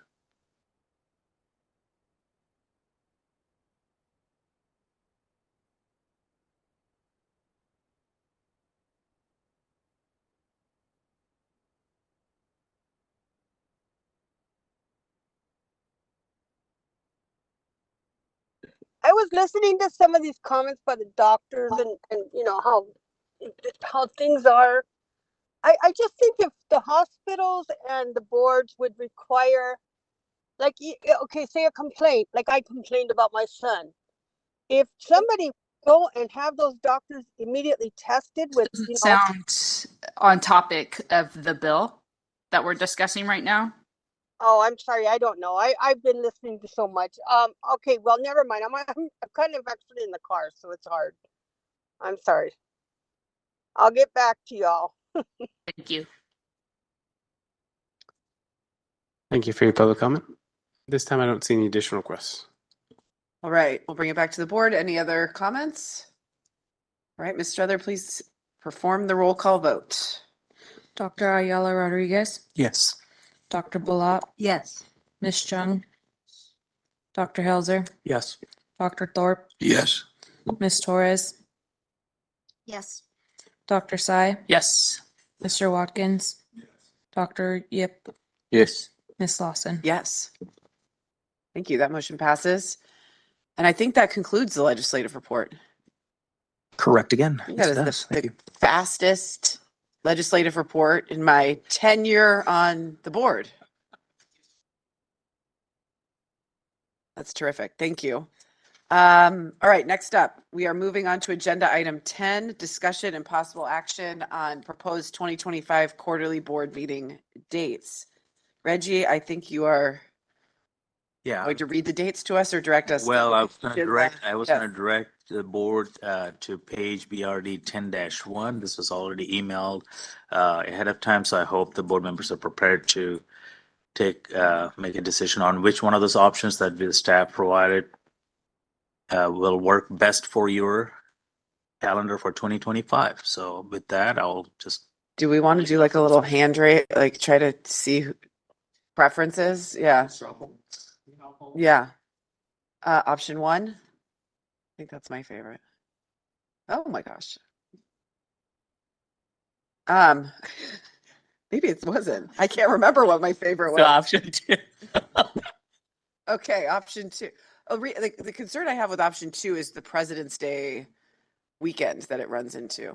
And I say that only as the mom of kids, which school's out, and it's really, really difficult to plan things when school's out. But Memorial Day, so I think there's a couple. yeah. Oh yeah, there are it runs into the holiday weekends in option 2.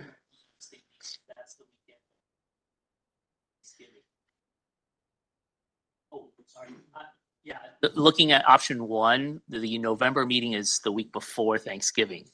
And so you run into that problem. So some schools only get Thanksgiving weekend off. Some schools get the whole week off.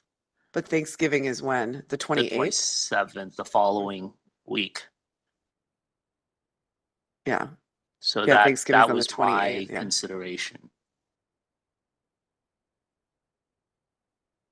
Okay. I guess people like option 2 better though? Is that what I'm hearing? Okay, how many for option 2? Okay. To support option 2. All right. With either option, my grandson graduates at Colorado. But I'm by the. Yeah. Sorry, Sean. Option 2 just has, there'll be 2 meetings I'll miss because of option 2. Right. Which doesn't matter for anybody else. It's just a vote for option 1. Yeah. No, and I mean, from time to time, people miss meetings, so for various reasons. So you'll be gone. Okay. Well, it sounds like option 2 is the preference. Let's hear. Does the public have any preference? Sean, does anyone on the line have any preference? CMA doesn't have a preference on this. Come on, CMA has a preference on everything. If you're on the WebEx and you'd like to make a public comment, please raise your hand, queue up, or use the Q&A window. If you're on a call-only line, you can press *3. Give you a few seconds.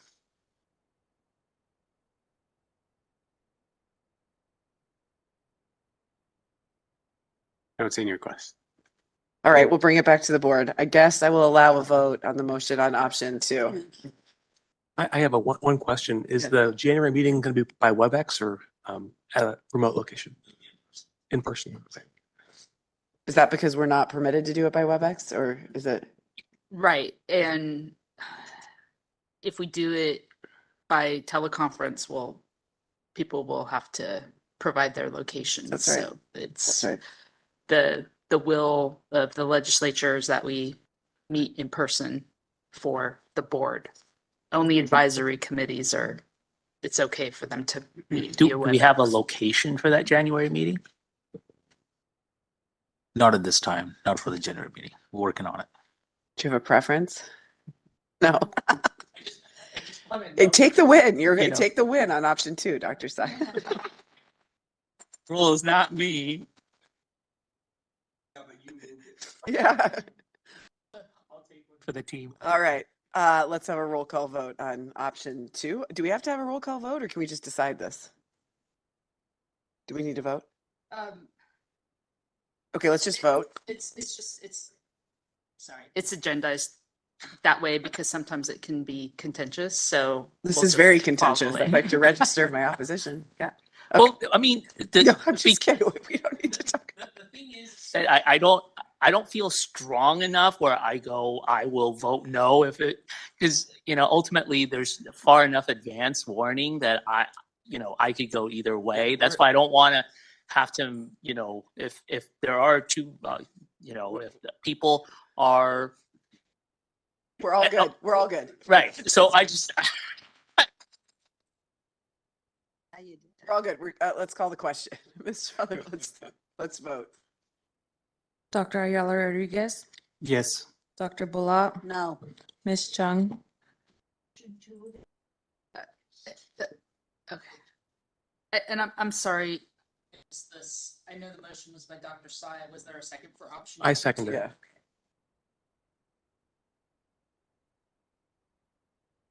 Dr. Helzer, Yes. Dr. Thorpe, No. Ms. Torres, Yes.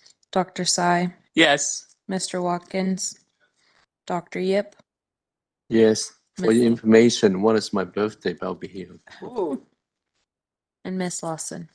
No. Be contrarian. Okay. Option 2. What was the vote count? So it tied.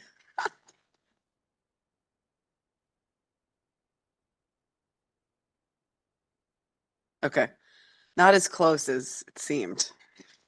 Okay. We are moving on to the last agenda item of the day. Agenda item 11, discussion and possible action related to the Midwifery Advisory Council. Do we have Ms. Wisner available with us?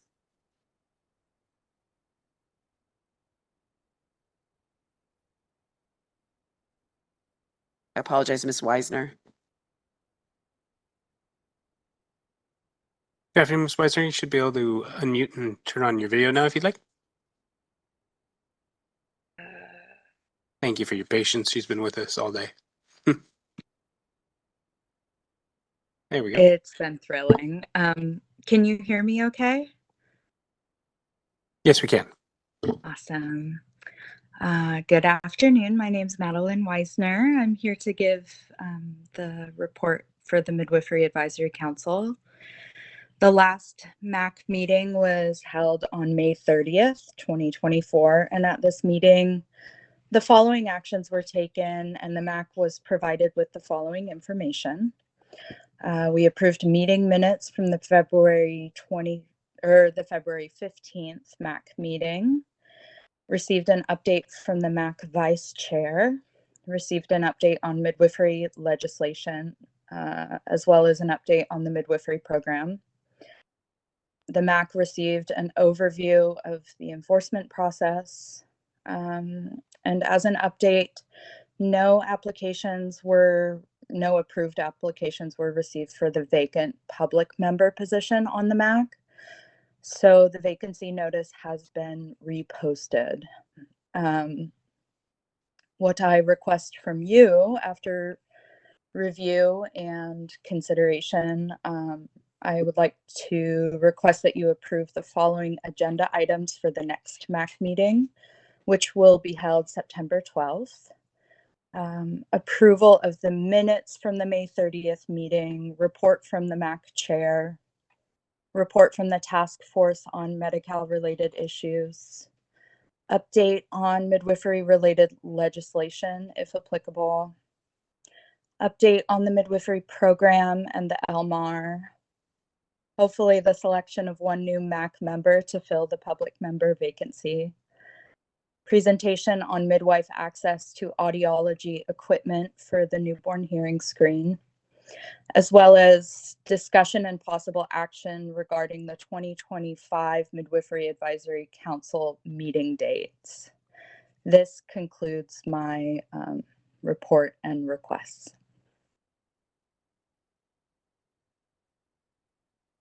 I move that we accept the request for the requested action. I second.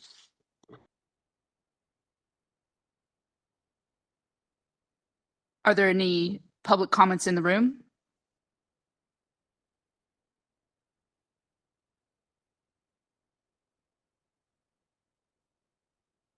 on WebEx? I'm sorry. If you're online and you'd like to make a public comment, please raise your hand or use the Q&A window. If you're on a call-only line, you can press *3. I'll give you a few seconds to queue up.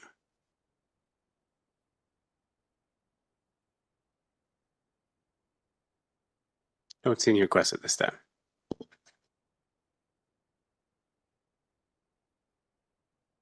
Dr. Ayala Rodriguez, Yes. Dr. Bolat, Yes. Ms. Chung, Dr. Helzer, Yes. Dr. Thorpe, Yes. Ms. Torres, Yes. Dr. Sy, Yes. Mr. Watkins, Dr. Yip, Yes. Ms. Lawson.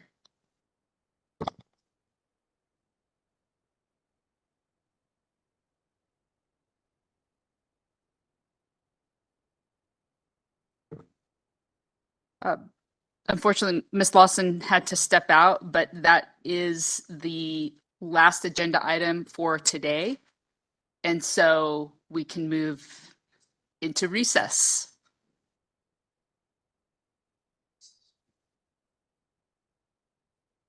All right, ready for recess.